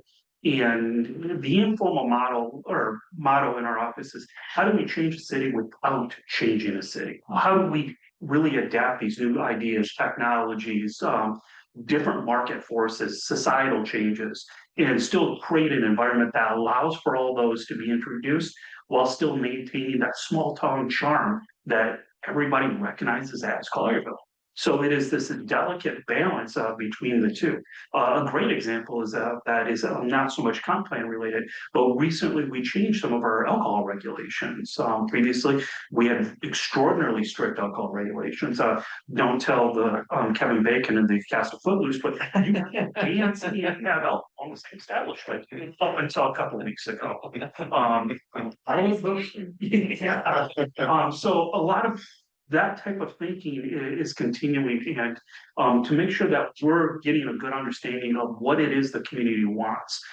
We put together a 28-member steering committee. It's a good, very broad representation of all sorts of different ideas, backgrounds, experiences, educational platforms, socioeconomic development profiles, even to the point where three of those members are juniors at the high school. We anticipated taking an 18-month process, so we didn't want seniors because they want to graduate and move away. But with the realization that their input is going to be critical, because when this plan comes reality and its completion in 25 years, their age will be the same age as the median age of the town of Collierville right now. So we're looking for all sorts of new ideas. And going back to the mass timber element, hearing that conversation reminds me of where I went to undergrad at Northern Michigan University. Back in the 90s, they constructed the world's largest wooden dome. Had an immense amount of Douglas fir in it. If you ever get a chance, it's incredible. But having those type of new ideas and concepts, that's something that we want to include in our plan. And then once the plan is done in 18 months, we need to make sure we adapt the regulations to really reflect it. One of our goals with this plan is, in certain situations, being very prescriptive of this is the expectation, and then working with the elected officials and create incentives and opportunities where if you do what is prescriptive, we want to fast track that. We want to make it easier, especially with the increase in cost of materials and labor and everything else. The other is the increased cost of risk. There's so many developers that are very hesitant about going into a market because they don't want to invest certain amounts up front unless there's that sense of surety. Well, if we can create that sense of surety up front, we can hopefully reap the rewards and higher design quality and increased characteristics in the end. That's great. That makes me think about circling back to the different delivery methods that Brian talked about a little bit. You know, still Germantown and Collierville still classically, if we do something, our company, for instance, often just bids on the projects because that's the standard delivery method, which has worked well. We've certainly won. We feel like we won more than our fair share in both of your cities, and enjoy working with everybody there. Memphis has recently started doing more CMARC. The state has started to allow it. So the Leftwich Tennis Center, for instance, was built that way. We did the downtown MPD substation near the Grizzlies that way. Has either, this may be a question for both of you, has either of your cities considered that, or is that in the works at all for your bigger, more complex projects? Well, I think it's something, and kind of on the way you concluded your last comments, I think the answer to that would be yes, short order. But I think one of the things that we've been working on is similar to some of the service delivery that John Zena and the city of Memphis, our town of Collierville, we want to be able to have a reputation and earn a reputation where we're able to get projects approved in a more timely manner, because I'm a former banker. And so when you were mentioning the cost of risk, there's also the cost of the capital. And that ticking time bomb, it ticks each day. And the slower we are in governing, the more that accumulates. And as I think, as you mentioned at one point, we want to drive people to purchase and occupy, and then our consumers. So that cycle of the economic cycle continues to drive. But from the classic sense, we are very open to looking at different methodologies on a bid and that type of thing. Well, it's been an interesting development because it hasn't been legal in the state. Yes. Municipalities weren't allowed to do that up until just a few years ago when the legislature passed that. So we do have a question from crowd, so to speak, okay. For Mr. Clark. Can you say what firm will be leading the master planning? Yeah. It isn't finalized and official yet. It will be the professional services agreement will be approved, hopefully approved by our elected officials on Monday night. Sorry, there's going on. And so I guess the short answer to that is the staff recommendation. And it was a selection committee. This particular firm teamed up with 3 other entities, and it's Fries and Nichols out of Texas that we're recommending moving forward. They were not only the highest scoring in terms of the proposal, but they also best reflected the needs and desires of the selection committee during the in-person interview. So we're recommending going forward with that particular firm. And then they have some partners that they're working with out of Nashville and other parts of the Mid-South. Just to that, and this is more of a question, I suppose, for Brett, maybe clean it up and ask to the rest of the group is, in some of the headlines that I was reading last month, there was a project, not locally, but there was a project that was moving forward that stopped, right? And I guess I suppose they abandoned it. And I'm wondering for all the perspectives here, we talked about speed earlier and you wanted to emphasize how you merge those 3. On the one hand, it's how do we deliver the project on time, but from inside the city's perspective, if I'm a private citizen and I see that happen, I may be thinking, well, how did this happen? Who and what? So could you all kind of put us in the room on what tools, you have or any conversations or how that really goes? And, because this was over a year or 2. So if you could just put us in the room and thinking about project delivery from that standpoint, to educate the rest of us who may not be in the room. Sure. I think I may know the project you're referring to, but short of calling them out, everything, just like Mike said, everything has 2 things running. You've got the design, construction, and the cost side, and you've got the capital and the financing side. And those usually run concurrently. They have to. And sometimes economic realities outrun what has been going on the design and construction side. And I think that's what generally is the case. You see, it's not usually that people just done a terrible job underwriting their projects. I mean, sometimes you do have aggressive underwriting, or someone has, come up with a pro forma that's, it's just really unrealistic. But most of the time, it is realistic. It's planned well, and then you have to pivot when things change. And we've had administration change. We've certainly seen interest rates change, and as recently as yesterday, we had an interest rate drop, which on one side, when we have an interest rate drop, that will help kick that thing back off because the cost of capital lowers. But on the other side, it usually takes a little inflation and makes our cost of materials and labor go up. And so that's what you see typically when you see a project get started. Maybe it's demolition is done, it gets cleared, and then work doesn't proceed. It's normally not. There's usually not a malicious thing behind it. It's often that things pivoted. And then we often see those things that we've all seen. Some things sit for a while, and they'll take off and be better than they were. And if I can build upon that, we actually had that exact scenario happen recently. Unfortunately, an extraordinarily prominent, very visible location in the town, and part of the expectation from a municipal side is communication. Understanding, okay, what is going on? What's the reality? Is this project gonna start back up? And this particular project, there were several very difficult conversations that had to be held, and ultimately they were able to refinance the project, get appropriate funding, and just driving by, they're well under progress. There's exterior finished materials going on right now, and so while they are way past the time frame in their development agreement, we want to work with them to the best of our capabilities, because great communities aren't built by the municipality. They are built by partnerships with all these other entities, and making sure that everybody is communicating with each other is the only effective way to make that happen. I'll take that just one little bit step further. Communication information is power, and engagement. It's not necessarily one of our mission or vision statements, but I want us to be one of the most engaged communities in the country. And so telling that story with city facing projects, we'll use short time videos. We got a 2-year project to fix or to maintain a ladder, a ditch, if you will. And so with the version of the time-lapse camera, like on big projects. And so we video that and we give a monthly update. It goes out to the impacted community, those couple of neighborhood associations. And then it goes on our weekly that we put out. We in essence have our own newspaper, if you want to think of it that way. But we'll put that out there. Now, other projects that would be, what's that big pile of dirt doing over on this part of town?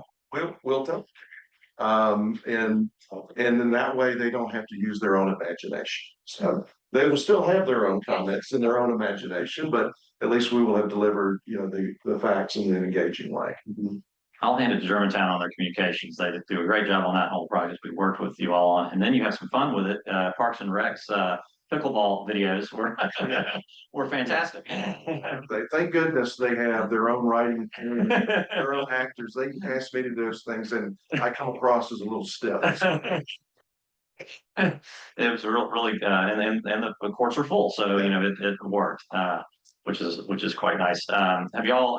Makes me think a little bit for Katie and Brian. Have you all had to use video communication in any of your endeavors, like Germantown's doing, where you have to do a broad mass, communication about something of that nature? It sounds like a nightmare. Nothing is coming to mind, so I've either blocked it out because it was nightmarish, or we haven't really achieved that. I mean, we do a lot of things via Zoom from an internal coordination standpoint with engineers and whatnot. In a past life, not here, but in the Pacific Northwest, I worked for a firm that did primarily publicly funded projects, and how you manage and message your progress and decisions when what you're using is taxpayer money for things is, I think I've gotten very skilled at kind of buffering personal value or my kind of feelings of selfhood over what other people think about the work that I do, right? Or that we do collectively, because you will never please everyone. So, to release that in some ways has been a helpful way that I move about life and making decisions and advocating for owners to use their money appropriately, and to hopefully do that from a place of resulting in everybody benefiting, or the majority of people benefiting in a way. But I haven't used video as a way of documenting, but I do know that there's been some projects at LRK that have. Like they've engaged, like they've engaged. So I haven't done that personally, but I know that LRK as a firm has used that as a creative medium.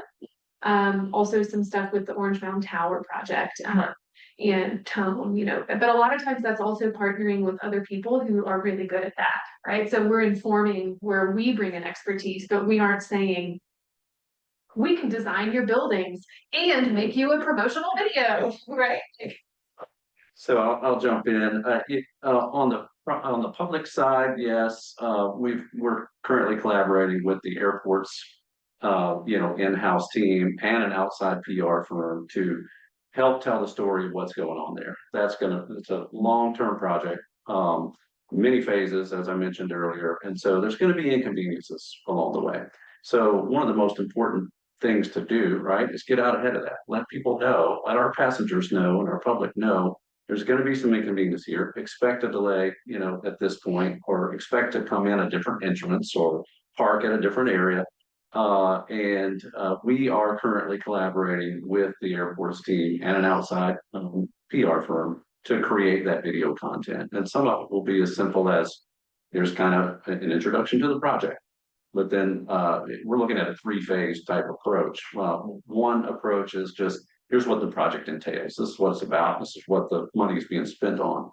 The second part is it's that plus, some content, management and over voicing, and talking about what else to expect and that type of thing. And then the third step is really a full blown PR, almost commercial like TV spot where it'll really talk about from a community enhancement standpoint, what's this project doing, right? And who all is going to be able to touch it through the process.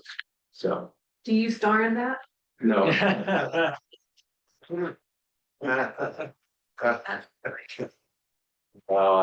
hope not. but possibly, maybe they'll take a quote.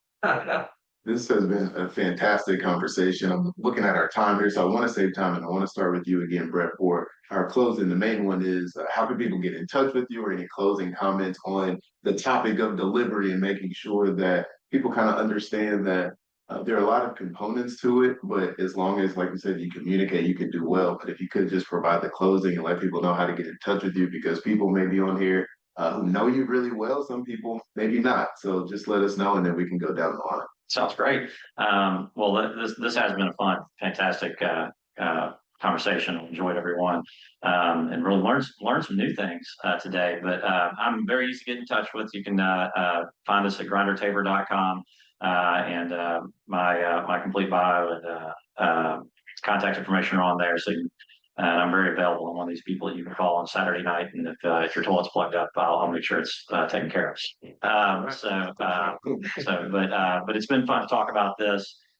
Integrated project deliveries, new project deliveries that Brian talked about, the things that are going on in our cities are fantastic. And then, and we're going to weave that in with this concept of 3D building information modeling, which we're going to speak a lot about today, but it sort of goes with the video. If you look at the Brooks Museum or the Leftwich project, they all had video fly-throughs that were 3D, and some of the stuff we're doing at the University of Memphis now with Liza's Light, new stadium things, they'll have that as well. So look for those online, and if you're interested in those sorts of things, watch those videos, and I think you'll learn a lot. All right, easiest way to get a hold of me is through the Town of Collierville website, colliervilletn.gov. My contact information is on there, as well as if you go to the residents tab and click on map gallery, you can explore everything that's going on in Collierville with our development activity map. Definitely click on the larger gray polygons, because it'll tell a story of how these developments came about, what was approved, and what will be built into the future with that. I can also be accessed on LinkedIn at Michael Jason Clark. Great, and you can find me at the City of Germantown's website. My biography is there, and also contact information. I like to just say thanks to Bass River, and I'm always trying to be a lifelong learner in all your disciplines. I'm a member of Urban Land Institute, Land by Alpha International. It's where I've met a lot of people over time, and it's just a great way to learn more about multiple disciplines. Because as a mayor, sometimes you're a de facto economic development officer or planning director, but unqualified in either one of those. So call me and I'll be glad to talk to anyone or email with them as well. Thank you. And I can be reached through my website as well, my firm's website at uarch.com. And I've definitely appreciated today's conversation with some local governmental officials. So thank you all for your perspective. Thank you, Brett, and our counterpart here with Katie. It's important for us to really communicate and just try to keep these conversations open. I definitely learned a lot from you all today about what you're doing in your cities and towns, and it's very important for all of us to try to keep the ball rolling, so to speak, from a development standpoint. So thank you. And then you can find me on the Department of Architecture website at the University of Memphis, or you're welcome to email me at khunt@lrk.com. And that can be about something academic or something architectural and practice related. And then I'll also do a little plug for the AIA, which we have a local AIA component here. We do a lot of monthly programming that's of interest if you're interested in any of what we just talked about. And we have an Instagram account that's AIA Memphis, where we post a lot of our upcoming events that have to do with this. And they're open to the public in addition to our membership. So. And if you need some great flowers, can you help you out with that? Flowers, flower shop in Central Station. So you can Instagram is that too. So You were all in on the built environment. I am. I'm actively contributing to it as a small business owner and an architect. So yes. I love that. Well, this conversation was great. And I'll just say this before we close, is that one thing that was really helpful was how you all were able to break it down for folks who may not be in the industry and ask some pretty tough questions that you responded to. And the chemistry here was amazing. So thank you all for that. And with that, we will close out for today on today's topic of next gen and real estate project delivery. So thank you all to the panelists on behalf of Bass River Global Institute. And hopefully you'll join us for our next seminar. We'll talk to you all later. Thank you. Thank you.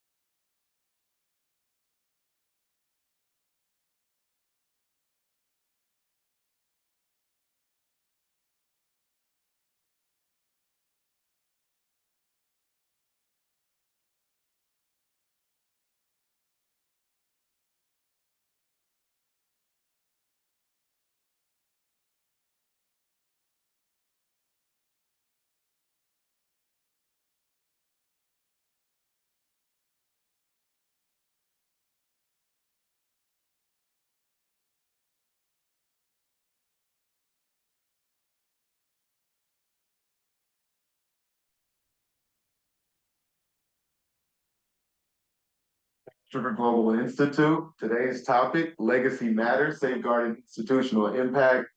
It'll be an excellent panel for today. And now let's kind of learn a little bit more about why we're here and introduce some of the panelists.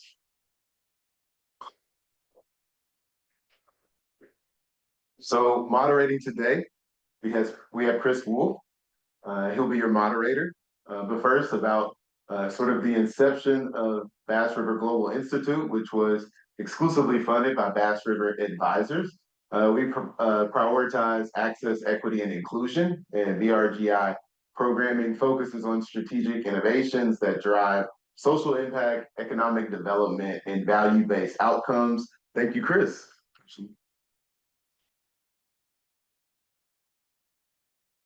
So a little bit more about Chris, a veteran. Thank you for your service. Also, what branch? Army. Army. Thank you for your service Thank again. He's a writer and a teacher. We'll hear more about his thoughts on legacy as it relates to your journey, passion and mission, and on Broadway. Very curious about that. Next, we have Rosalind Withers, the founders of the Withers Collection Museum and Gallery. Knows legacy very well, and we'll get to discuss how it started, always important, some highlights, and then some new developments and partnerships that are in the pipeline. So thank you for joining us as well.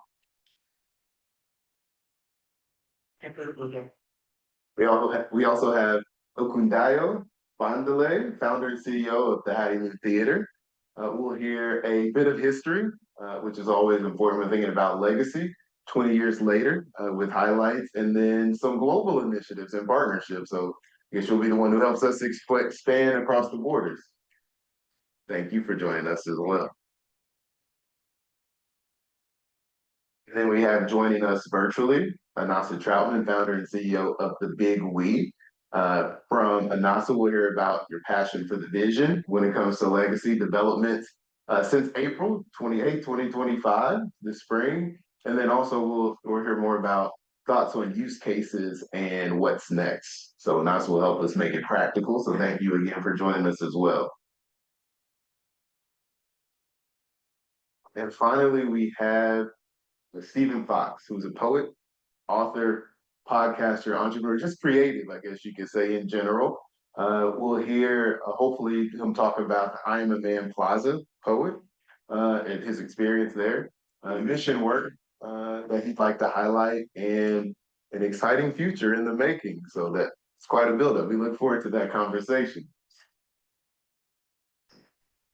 Now, I am going to hand it over to Chris, but a little bit more about Chris. I have to say this given what's in here. Chris graduated from the United States Military Academy at West Point in 2000 and served in the U.S. Army for 6 years. A veteran of Operation Iraqi Freedom, he was awarded the Bronze Star Medal for meritorious service in a combat zone. Following his military service, he went on and continued his education. He has an MBA from Duke and worked as an investment banker on Wall Street. Later kept the education going again with an MFA at Columbia, where he was selected as the inaugural artist in residence at the Eric H. Holder Jr. Initiative for Civil and Political Rights, teaching creative writing in Columbia's undergraduate creative writing program and at Rikers Island through the university's Justice and Education Initiative. I'm going to keep going. There's more. As a multidisciplinary artist, Chris' writing has appeared in Bomb Magazine, the New York Times Magazine, and 2 anthologies. In 2020, he brought his military experience to Broadway as the consultant for the Pulitzer Prize-winning A Soldier's Play. Love that play, by the way, which explores the dynamics of racism in the military and won the Tony Award for Best Revival of a Play at the 74th Tony Awards. Hopefully you're not getting embarrassed right now with all the accolades, but most recently, he served as a military consultant for the Broadway production of Othello, starring Denzel Washington and Jake Gyllenhaal. Honored to have you here, and we will hand it off to you, Chris. Thank you so much. I guess I will start by saying that I have lived in New York City for about 20 years now. And there's just something special about coming back home to the South. Both of my parents are from Arkansas. I was raised in Fayetteville, North Carolina. Um, and whenever I take that flight or drive back here, I remember my grandmother's farm in Marianna, Arkansas. I remember my grandfather cutting slices of tomatoes and handing them, salting them and handing them to me under his carport. I remember my brothers and I petting my grandmother's dog that was covered in ticks that we probably shouldn't have been petting. I remember taking long drives to parts of Arkansas that I didn't know existed, way out in the sticks, as she would deliver hot meals to members of her church congregation.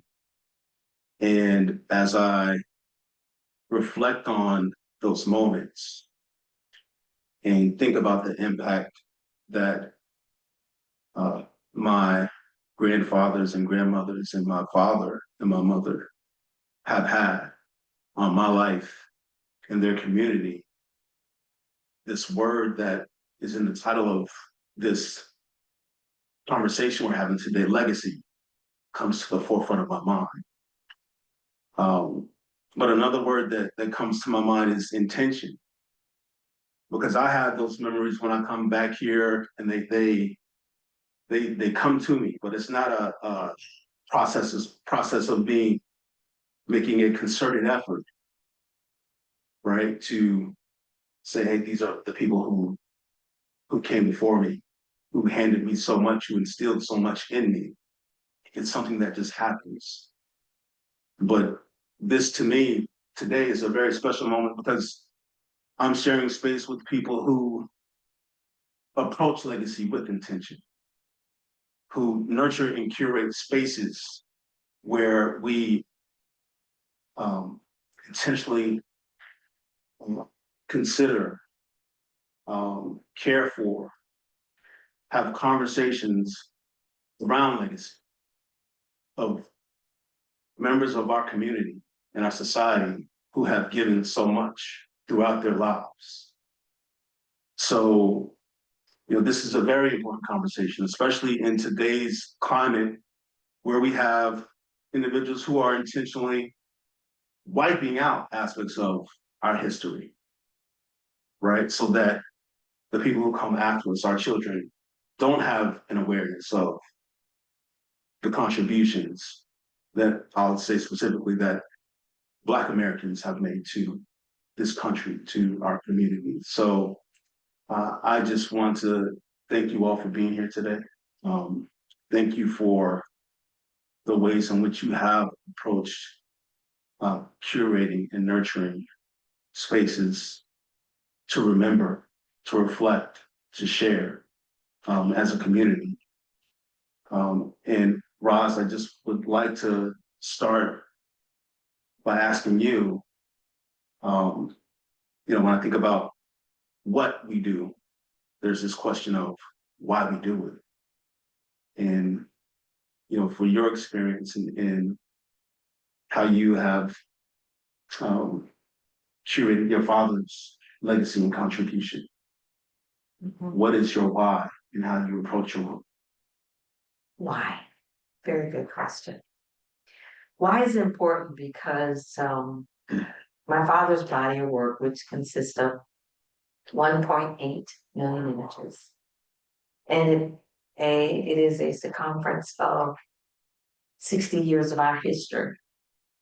It was chronicled by him as a photojournalist, freelance photographer.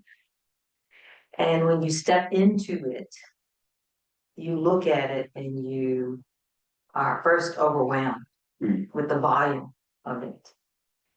And then the weight of the responsibility of it is as heavy as the cultural responsibility of preserving the record of our history.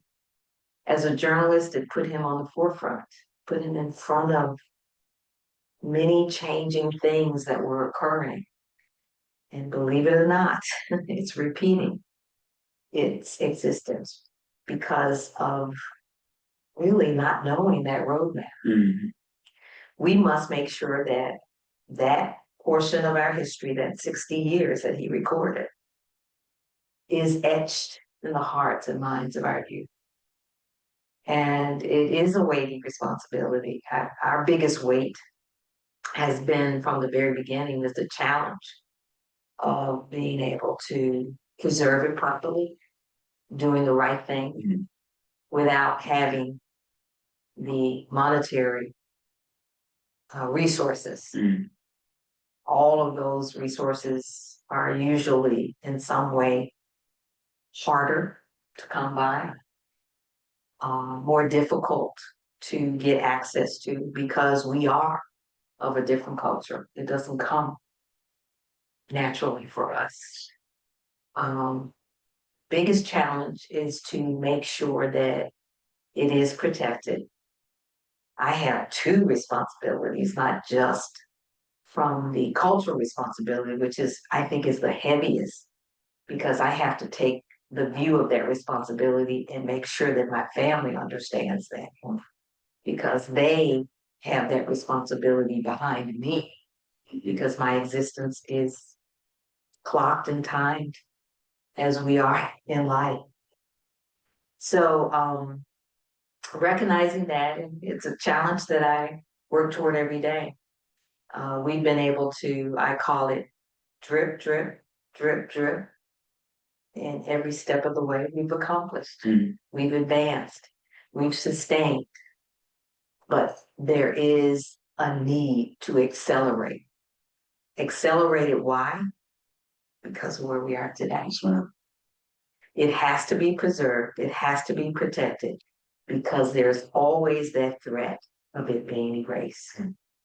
Our family's commitment is that we do that, is that we protect, we guard, and we preserve what is our history. Thank you. Thank you. You know, I kind of honed in on many words that you just shared with us. And one that's again at the forefront of my mind is you said to do it properly. Like, can you kind of unpack that a little bit for us? Well, it's kind of funny when you walk into my dad's archive, many of bodies in here have seen it. It's overwhelming. I mean, it's like looking at hundreds of boxes, hundreds of files, negatives, envelopes. And I walked into all of that, but just take it, throw it up in the air and let it drop. That's what I meant. Okay. It was not any organization whatsoever. But through some partnerships, through some contributions that were made by the Reva David Logan Foundation and the partnership with Rhodes College, we were able to accomplish one of the major tasks, and that is organizing it to a point where if I died tomorrow, it is organized in such a way that it is being organized by the universal language that is spoken around the globe, library science, Dewey Decimal. That's the way you can pull it. So no matter where it ends up, it is in a place where it can be retrieved. So that's the first major accomplishment, is that it has been organized. The flip side of the preservation piece is digitalization, because as physical material, that can't be shared unless you're in presence. The digital material gives us access even to the palm of your hands. That's our challenge. How much of that have we done? Less than 1%. And that's the challenge. When we worked with the Reba and David Logan Foundation, it gave us perspective of how much does that cost. Back then, and I can tell you that it is less than that today because of some technology advances, but back then, our goal was to raise, the cost was $7.25 to $7.75 to digitize it, take it from its physical material all the way to digitalization. That's over $14 million. Have we been able to raise that? Nowhere close. But at the same time, I put in component opportunities that allowed us to pull at least a portion of it. Because less than 1% is what we digitized, but half of that, no, a quarter of that was what I received. So we actually increased that 1%. But what's significant about that is that most people know of his history based on that 1%. Can you imagine what it would be like if they knew the 99%? So there is so much more history that must be preserved based on that. How do we do that? Well, there's been technology advances that allow us to cut the costs, partnerships with Microsoft, discussions with OpenAI. Working those partnerships have gotten us at least somewhere to put it. We now can store it. For the next 3 years, we have $250,000 at our fingertips to be able to store it. And now we're working with them and looking at avenues in which we can utilize AI in such a way that it will not bring harm to our culture, but it will give us the ability to not allow AI to judge our culture in a biased way. And that's what's important. That's our challenge. So there are legal things that we're putting in place that will protect what we share so that it's not used to our detriment, but to our benefit of equalizing that playing field of AI and our presence in this global existence. Thank you so much. Thank you. Anaya, would you mind just sharing a little bit with us about your work with Honolulu Theater and giving us your why you decided to found and head this organization? Well, founding Hattie New Theater was a response to what I now coin as cultural apartheid. You're here in Memphis, the blackest city in the country, right? And you didn't have a black theater. At that time, I think you had 6 white theaters. And if you got black people making up 64% of the population, brown, red, yellow, other people making up 10% of the population, that leaves the white population at best 26%. And we had no infrastructure, right?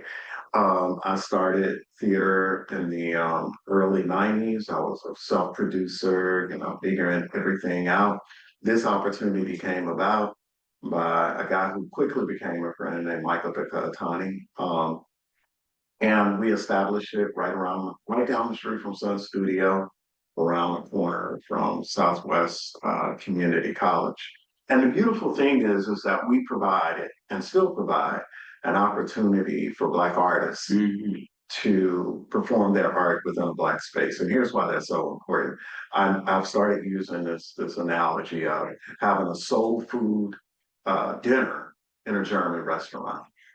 And so you can put a Black play, a Black story in a white space, but you still have a soul food in a German restaurant.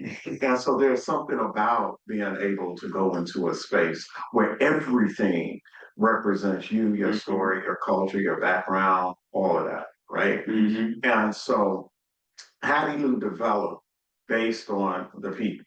We've always said it needed to be a building, right? When Michael and I found it, we're like, it's got to be a space, right? I'm a playwright.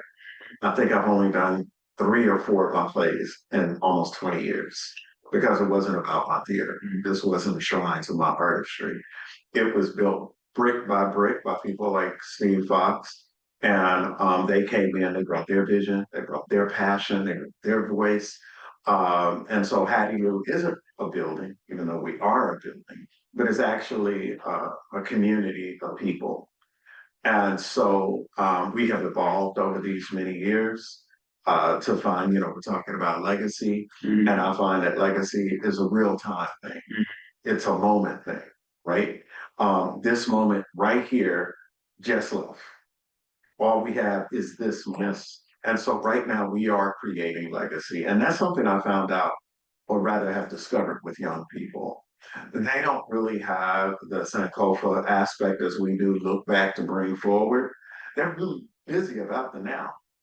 And they are in themselves creating a legacy within the moment. Yes. And so one of the big things we're now doing at Hackney is showing the common denominator of Black storytelling, that griot. What connects the Black American story to the Black Norwegians, to the Black person of Guam, to the Black person in South Africa and Ghana, wherever, right? There is a common denominator.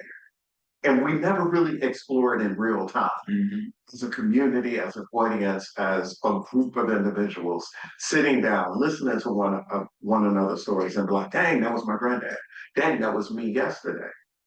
That in itself is legacy. It is the legacy of the humanity of what it means to be Black on this planet, right?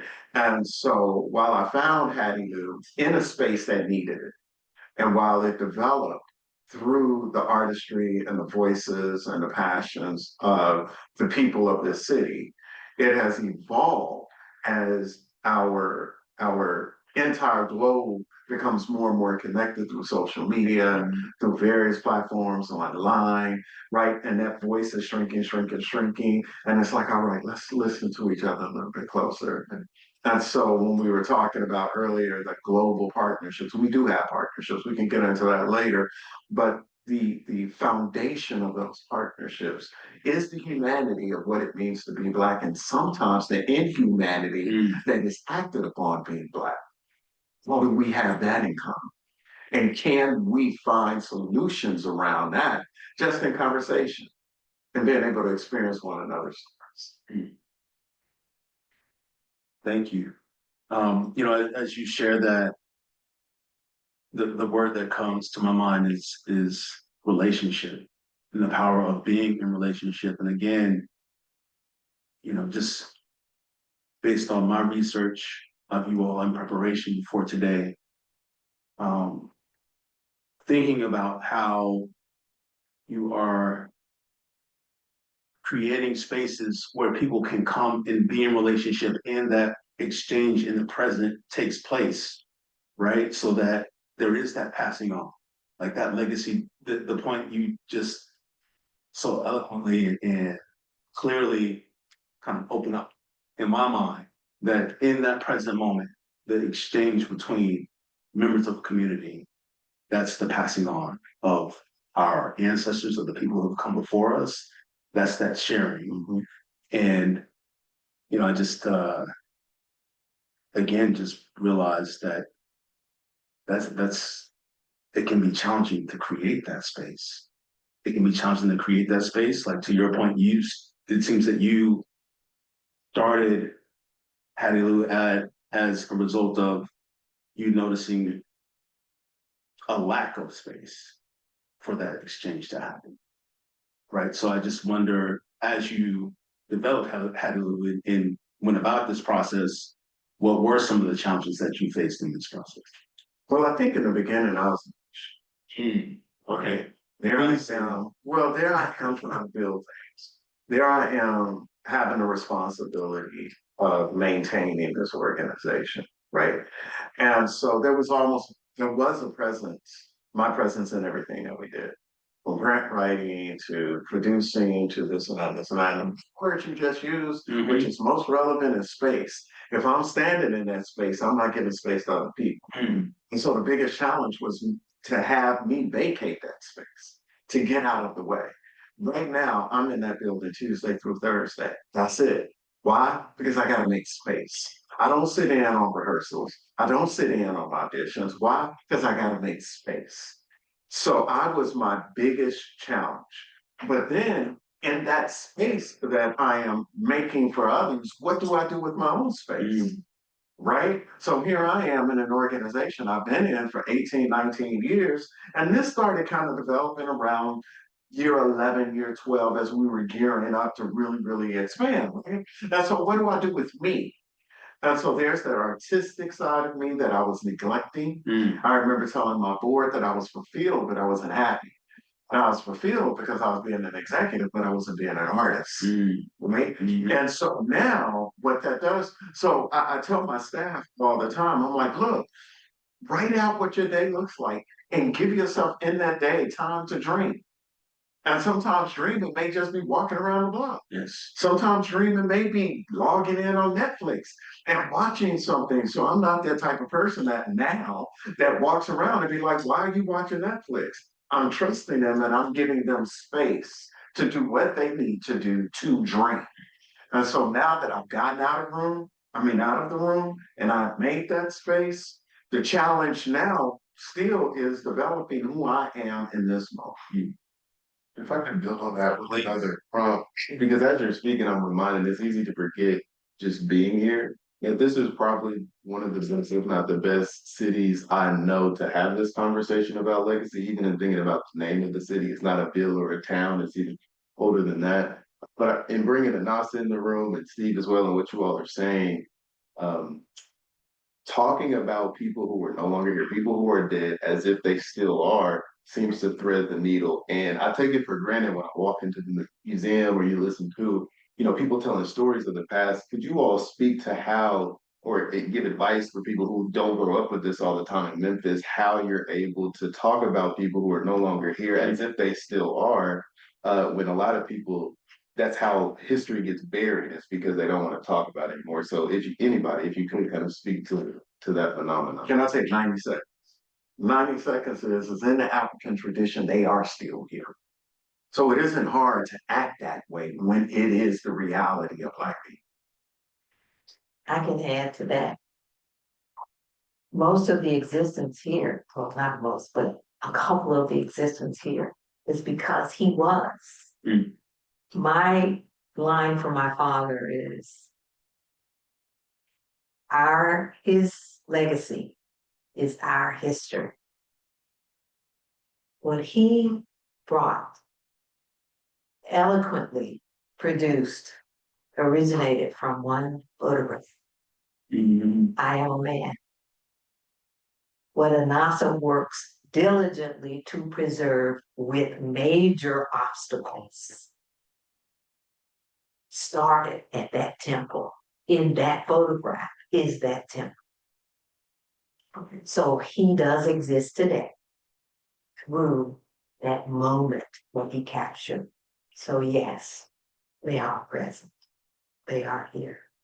And we are carrying that legacy. I mean, for me, I think Muhammad Ali said it as easy and as clearly as anyone can say it. Me, we,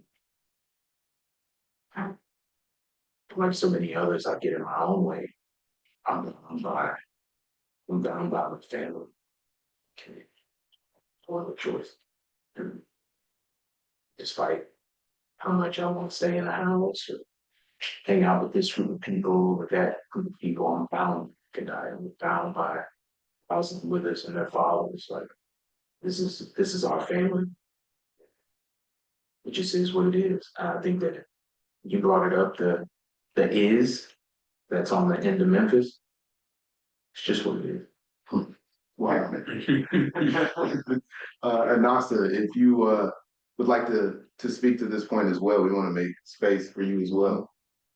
Yeah, of course. I feel so honored to be on a panel with so many people I love so much.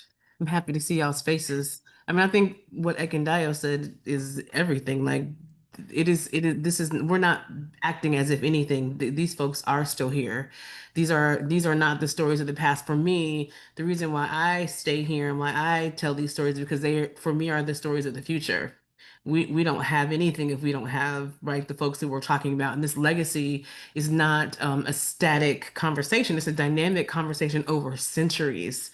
And we have nothing if we don't have the legacy of our ancestors. So it's to me, there is no other option, right? There's no other option.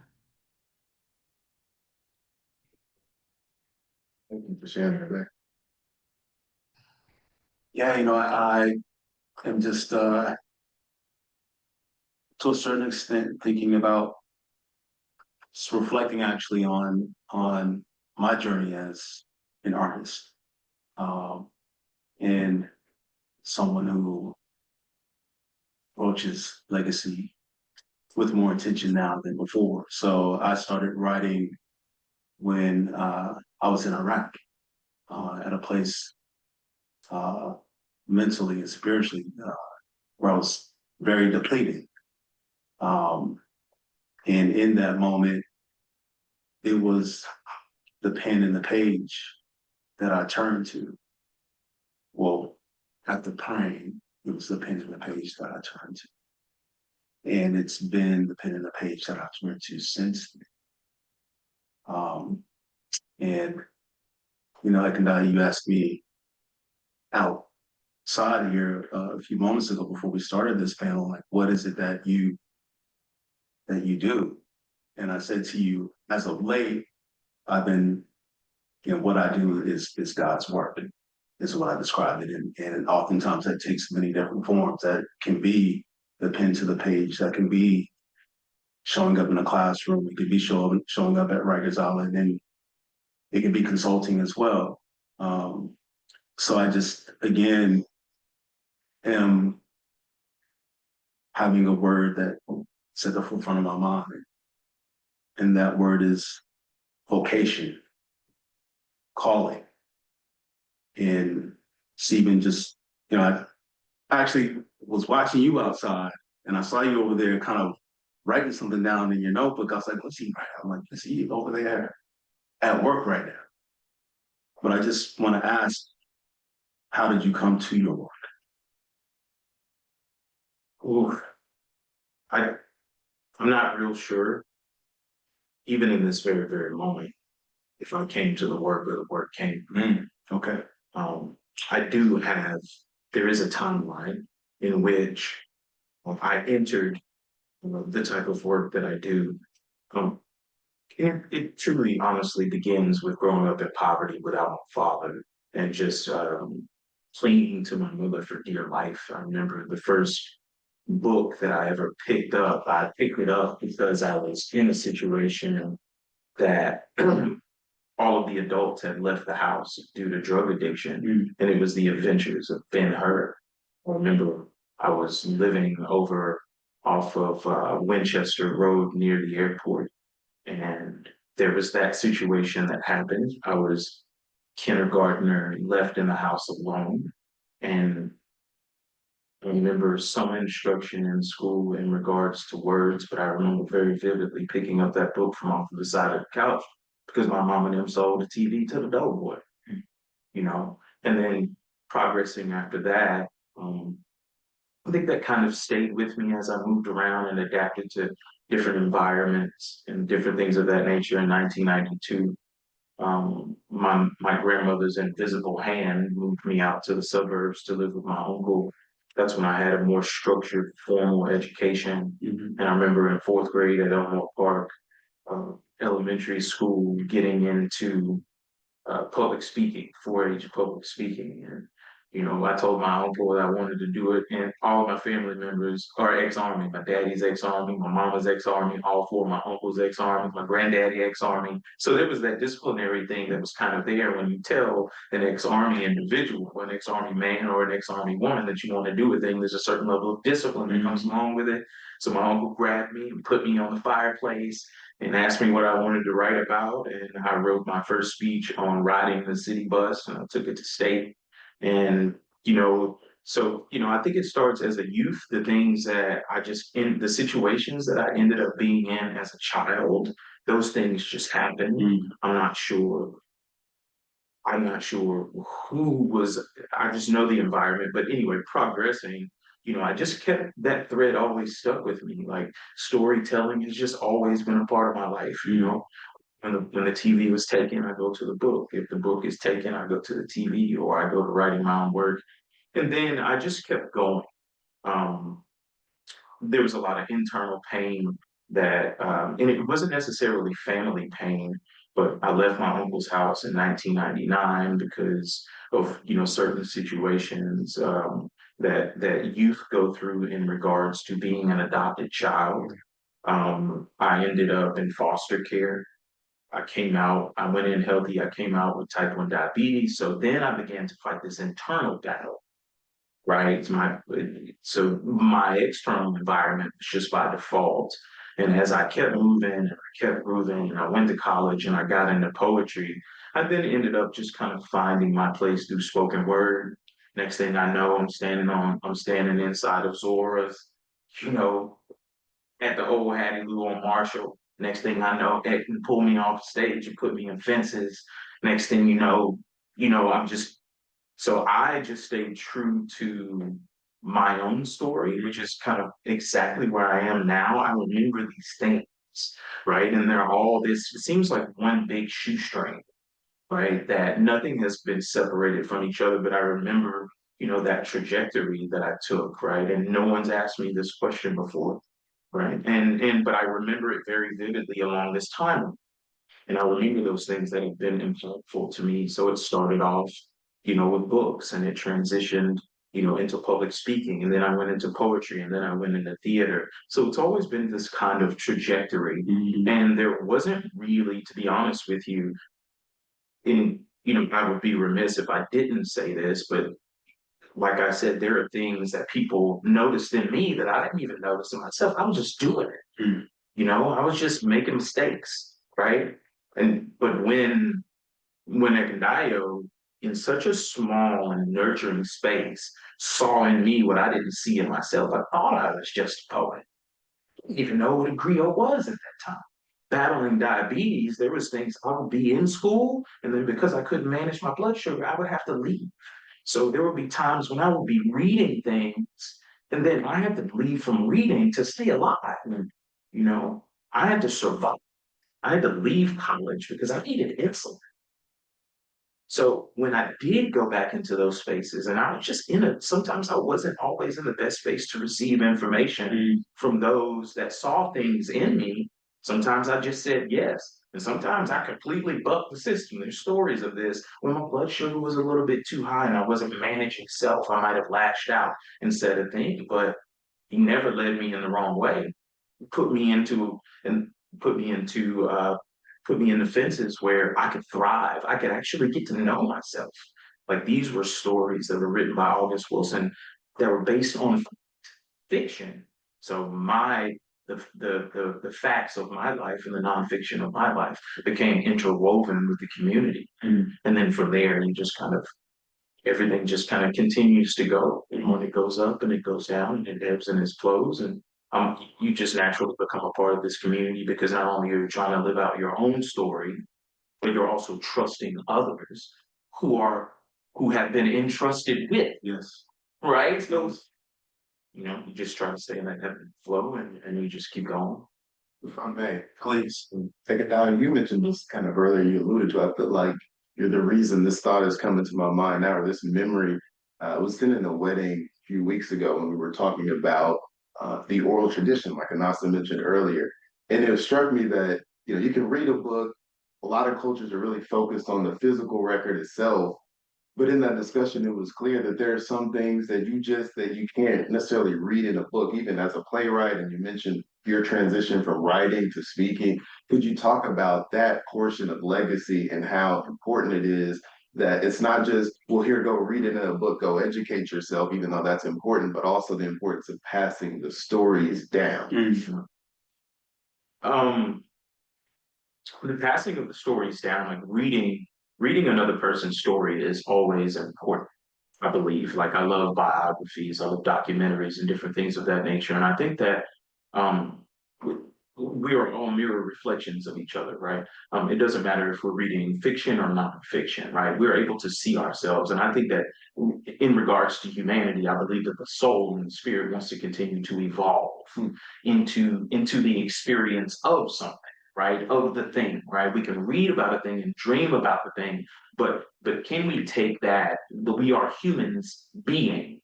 So as we digest, mental food, spiritual food, etc., it gets into our bodies, and then our bodies move, right? And the more that we believe a story or we believe in each other, we cultivate these things as we continue to go along. Right? Like I'm a walking, talking example of it. There's still things that Ekandayo told me a decade ago, riding around in a white van as we were going over to a production facility to load out flats that stick with me to this day. So whether and he's read things that have been activated in his body, right? That he then passes along.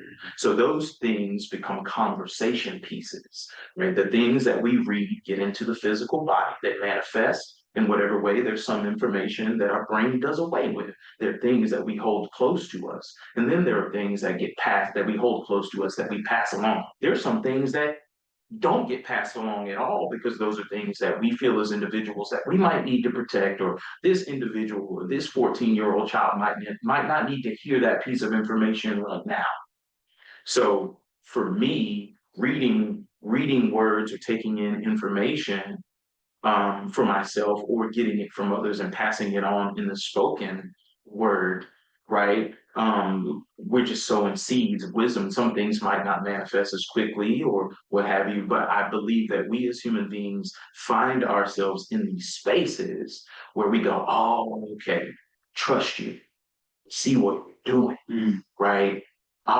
Because we get these aha moments, and in those aha moments, we begin to share our treasures with one another, right? We have to quote unquote protect our energy, right? Or what have you, or like my grandmama used to tell me, mind your manners. Those are our manners of doing things. And I think that for me personally, that's how I receive as a 43-year-old male in our society now. That's how I kind of see those things happening right now. And that's how I conduct myself. And that's how I reflect on things, because I'm in a big reflectionary period right now. I'm starting to reflect on things that people said to me a long time ago and make sense out of it. It goes, oh, right. Yeah, some of this stuff that we're seeing right now, but this isn't new. So I might need to reflect back to what grandmama or Ekandayo or Uncle Seal might have said to be able to gain clarity. But reading a thing and talking to people, I think that these are stories that we kind of unlock in each other a little bit as we go along down the path.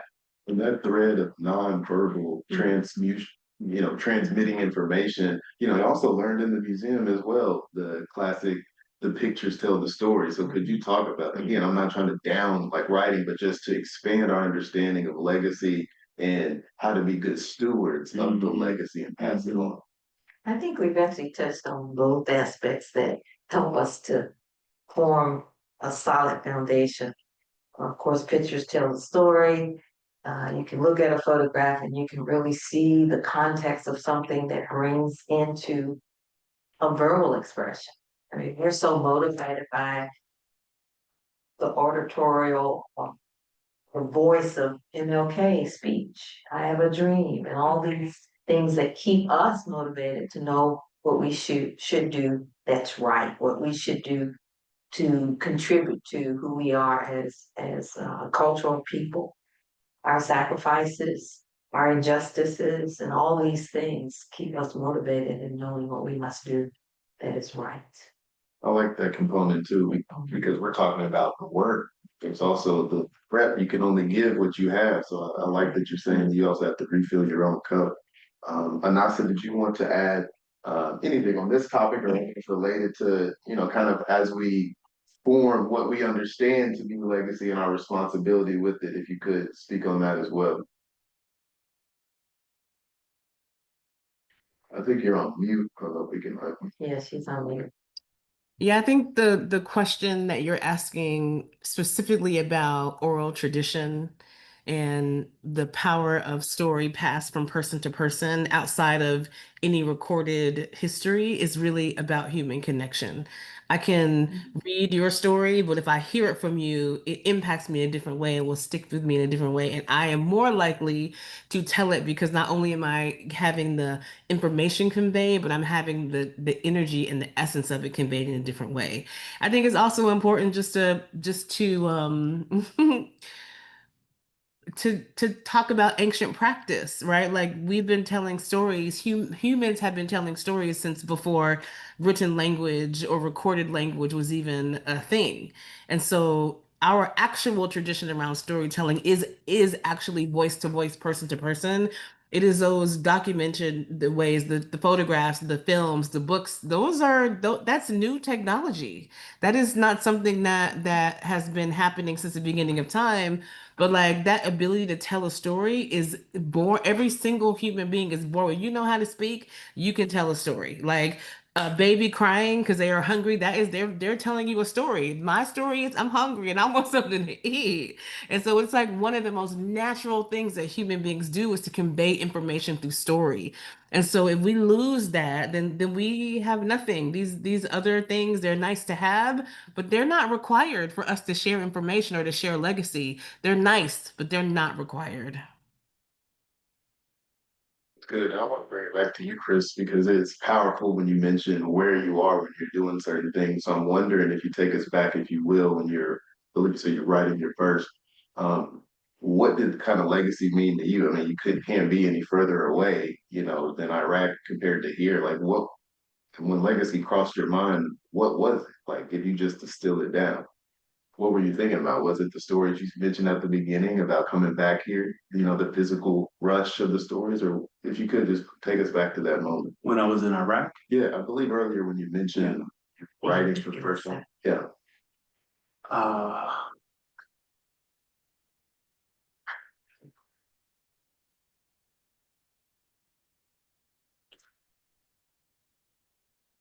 when as I'm trying to distill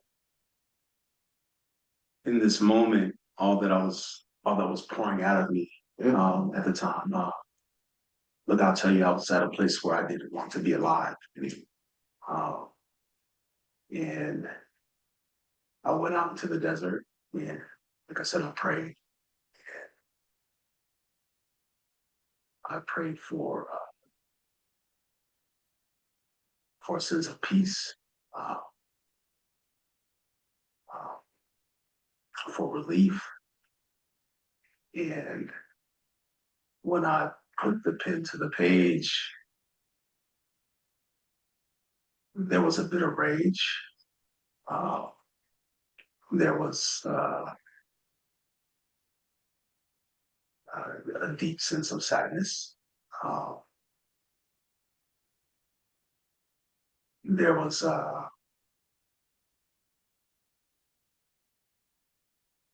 disappointment. Uh, and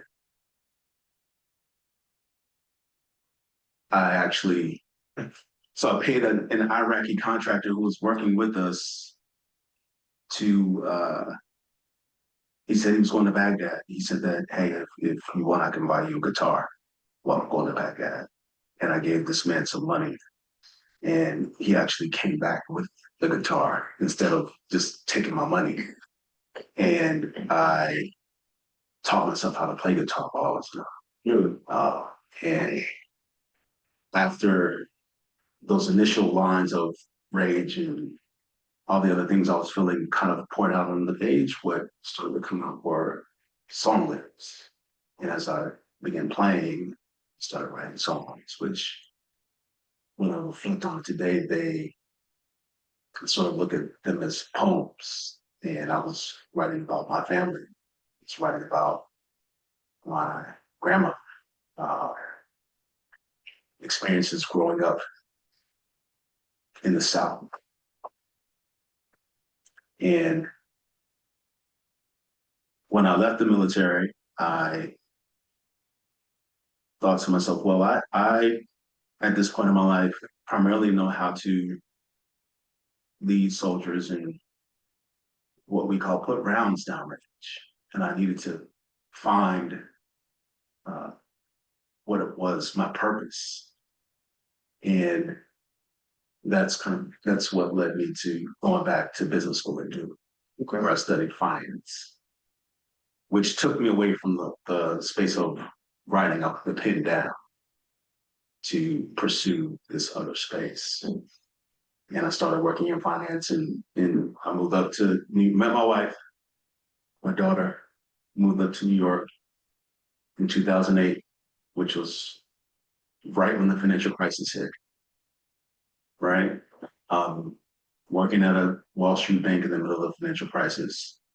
and watching just things melt down around me, and watching the evolution of Occupy Wall Street. I was watching, and we talked about this outside. I was watching my neighborhood in Bed-Stuy, Brooklyn, get, my neighbors, um, black folks who had lived in that neighborhood for a very long time, get displaced, moved off the block, their houses foreclosed on. Watching, we talked about this, the roads get ripped up and new utility cables and piping get laid into the ground to make way for the gentrification that would come in that space, right? And in the process of that, I started to reflect on what's my role in this. So I'm working at Wall Street, um, my life, if you want, my life economically was okay, but from a standpoint of spirit, I was a wreck again, right? Like I was a wreck. And what I turned to is the page again. I remember, I would get home at 12 a.m., 1 a.m. in the morning and taking the train back to Brooklyn. And one night I remember taking out my notebook that I kept deal notes on and started to write a poem. I wrote a poem about my brother. And then the next night I would write another poem. And then it got to the point where I was sitting at my desk in the daytime when I should have been building financial models. And I had a little sticky notepad writing poems and short stories at my desk. And it got to the point where it's like, I got to figure something out because at some point, this can't last like this. Like, I am literally writing short stories and beginnings of novels and all these things at my desk and not doing my work. But again, I was, as I call it now, at this point, I was at the beginning of doing God's work. And that's what poured out of me. It was the story of home. It was the story of the home of my past, the home of my present, Bed-Stuy, right? And what was happening to it at that point in time. And that's where as I engaged in that work, that scale started to change. Like economically, things got challenging, but spiritually spiritually, I was, at just a place that I'd never, felt. And what I'm learning in the long run is, that's where I need to be. That's where I need to be, and that's where I choose to stay. And kind of not that I need to tie it back to this conversation. This is tied to this conversation of legacy, right? Like I think that one of the words I used at the beginning, I talked about flying back here. I said like intention. Like the page is the place where I sit down and approach, this work of, I don't sit down and say, hey, I'm going to capture legacy today. But I sit down, I tell folks, I feel like my superpower when I come to the page is that I'm able to capture the language of where I grew up. I'm able to capture the fact that my grandfather, James Wolfe, called Irving soda, no matter its name, he called it pop. And when he wanted a pop, I knew he was saying he wanted a Dr. Pepper out of the cooler. And he didn't care how old you were, he would call you baby. Baby, go give me a pop. And when I put that on the page, that's him. He's existing in that moment. And I'm sharing it with the world. I'm sharing it with whoever chooses to pick up that page. But for me, it's the fact that I'm putting him on the page. I'm putting the soldiers that I serve with, some of who, didn't make it back. The conversations that we had, the moments that we shared, in times of adversity, um, capturing them, sharing what they shared and instilled in me on the page. And to me, that's again, that is the work for me. It sounds like legacy in a way was a part of saving your life, and it takes a lot of courage to do this work. And I'm thinking about a sermon that I was listening to with my mother and talking about the difference when a storm comes, how cows react versus buffalo or bison react. Whereas the cow, they try to run and outrun the storm and they end up staying in it basically until it's over with. Whereas the buffalo or the bison, they run into the storm. They run west with it. And with the speed of the storm and the speed of the bison, they get out of the storm relatively quickly. And I'm just wondering for you all, as you think about, like, what would you say, and this is, I believe, probably our last question, but then we'll start with the NASA, the Ekendial, and then go on around. If there's somebody listening to this right now and they're starting to ask the question, the legacy type questions that I know all of you have started to hear different people asking, but they're not getting the responses from the people that are closest to them. What advice do you have to them about legacy and what they may be dealing with, and what would you say to them right now? Again, starting with you and us. I mean, I think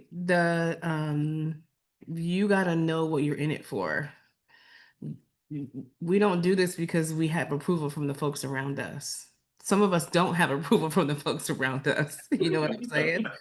I mean, I myself, as a victim of triple arson 5 months ago, certainly don't have the approval of people around me at large, right? There are folks who actually want the opposite of what I want, but that's not my concern.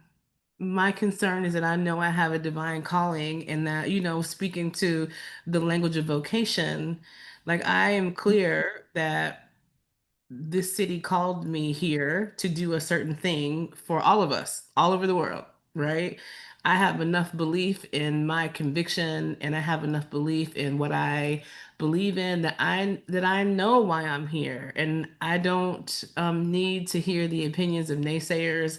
I think a lot because of the work I do at Claiborne and because of all the stories that inform my work, I think all the time about the last year of King's life, all the time. Like almost every programmatic offering that we have is based on the last year of King's life. And the fact that he was ready to make a pivot in the way that he thought about his work and that he knew that we needed something else. And everybody told him no, from his funders to his closest friends to his allies.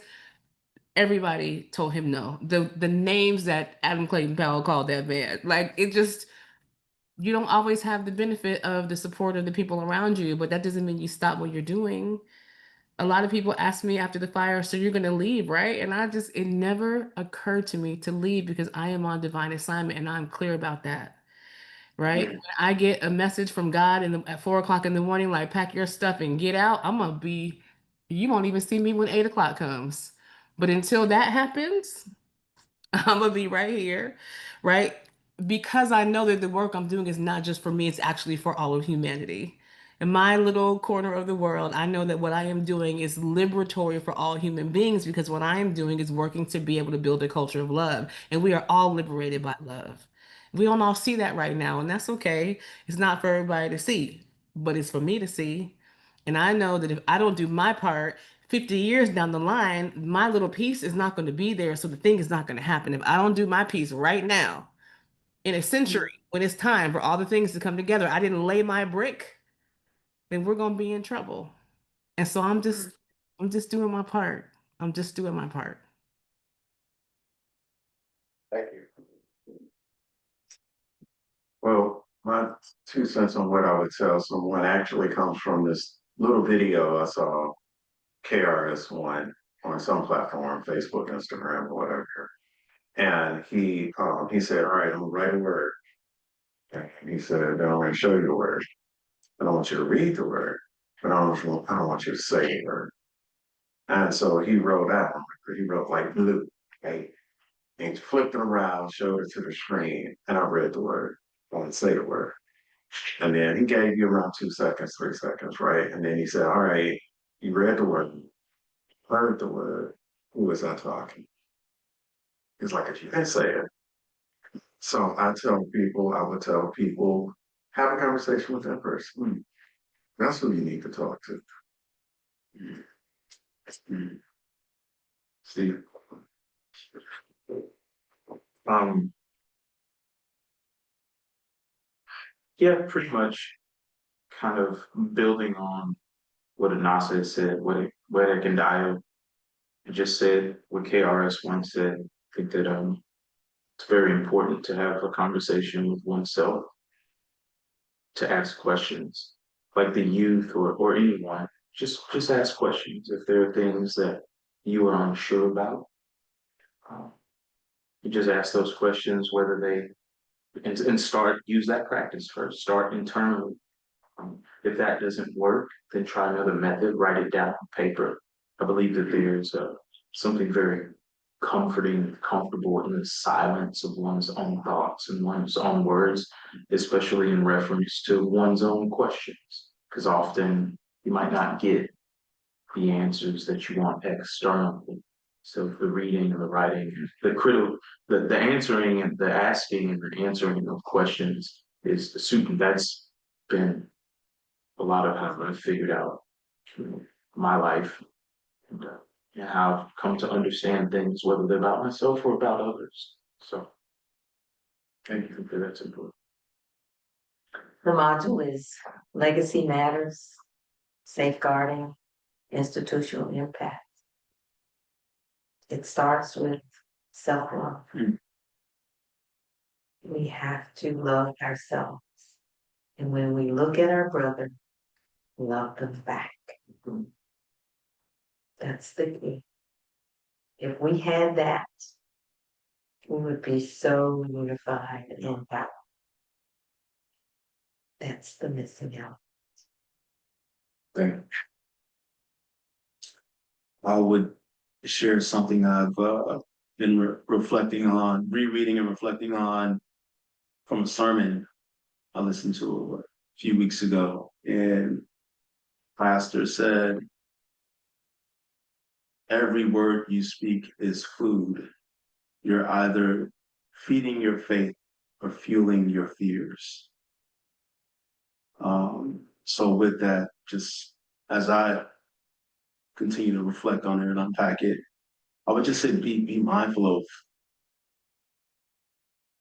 what you say to yourself, the things that you the things that you say to yourself, the things that you allow to be said to you, whether it's TV, music, whatever it is it feeding your faith or fueling your fears? Is it,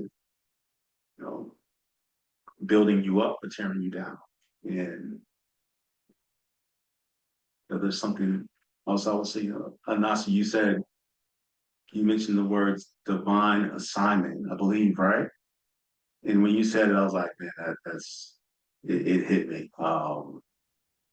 Because, I've been saying to myself, I've just been very grateful for the moments where I've been observing and experiencing what I call divine alignment, where I'm in the middle of something that just feels like, man, like, how is this going to come together?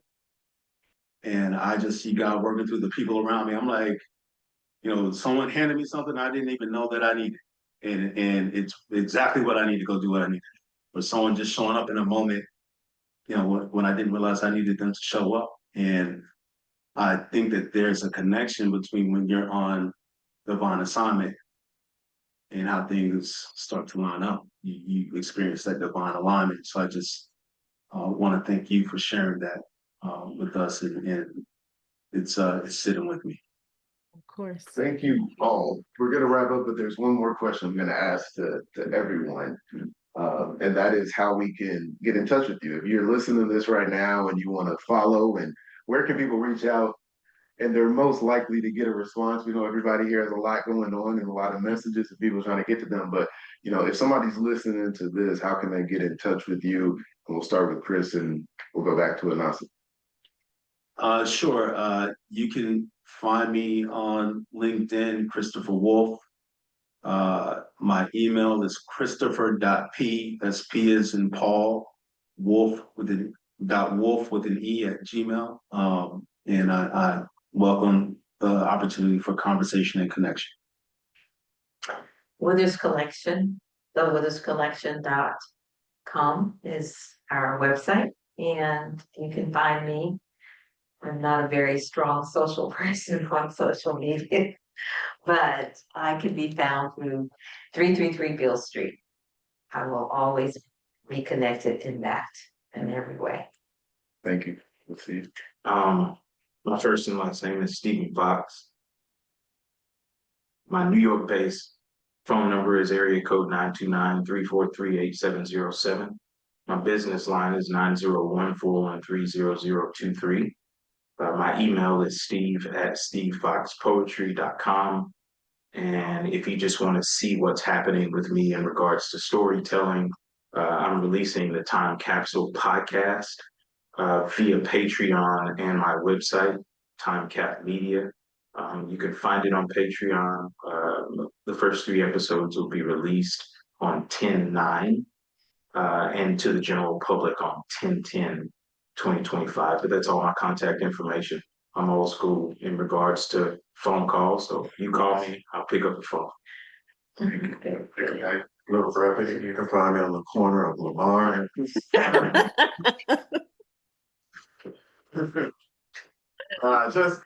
DM me on Facebook at Candayo Bandela.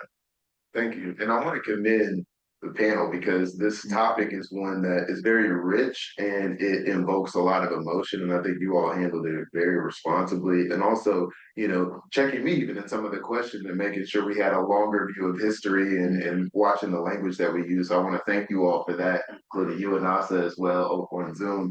So, Excuse me, yes, you didn't ask her how they can contact her. Oh, no, go ahead. Thank you. It's no worries. Unlike Steve, I do not answer my phone. So the best way to find me is probably on socials. You follow at the Big We, and at Claiborne, and then at me at Anasa Troutman. I'm most apt to answer a DM on Instagram or LinkedIn is probably where you can find me best. Okay, and the handle for Instagram? Yep, it's either Anasa Troutman, which is just my first and last name, or at the Big We, which is our organization's name, the Big We. Okay, and thank you for that. And with that, that wraps up today's panel. It was a wonderful discussion on legacy. We ask that you continue to follow the great things that Bass River Global Institute is doing, and hopefully join us for our next sessions. And with that, we will end it. Thank you again to our panelists. Thank you. Thank y'all for having us. It's good to see y'all. Yes, come on.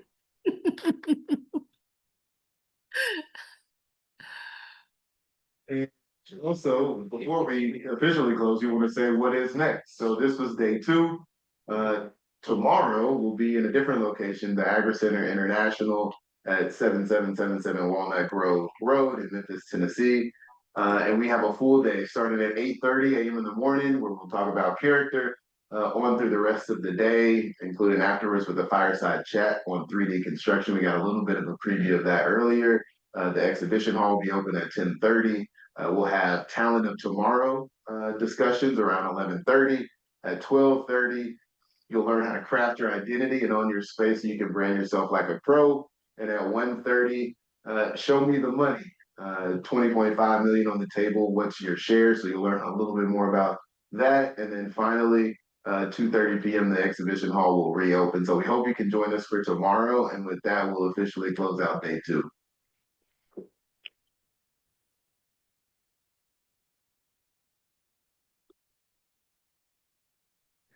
And be sure to follow us on LinkedIn as well to make sure that you're able to follow what's happening in the news and everything that's going on with Bass River Global Advisors. And we'll see you next time.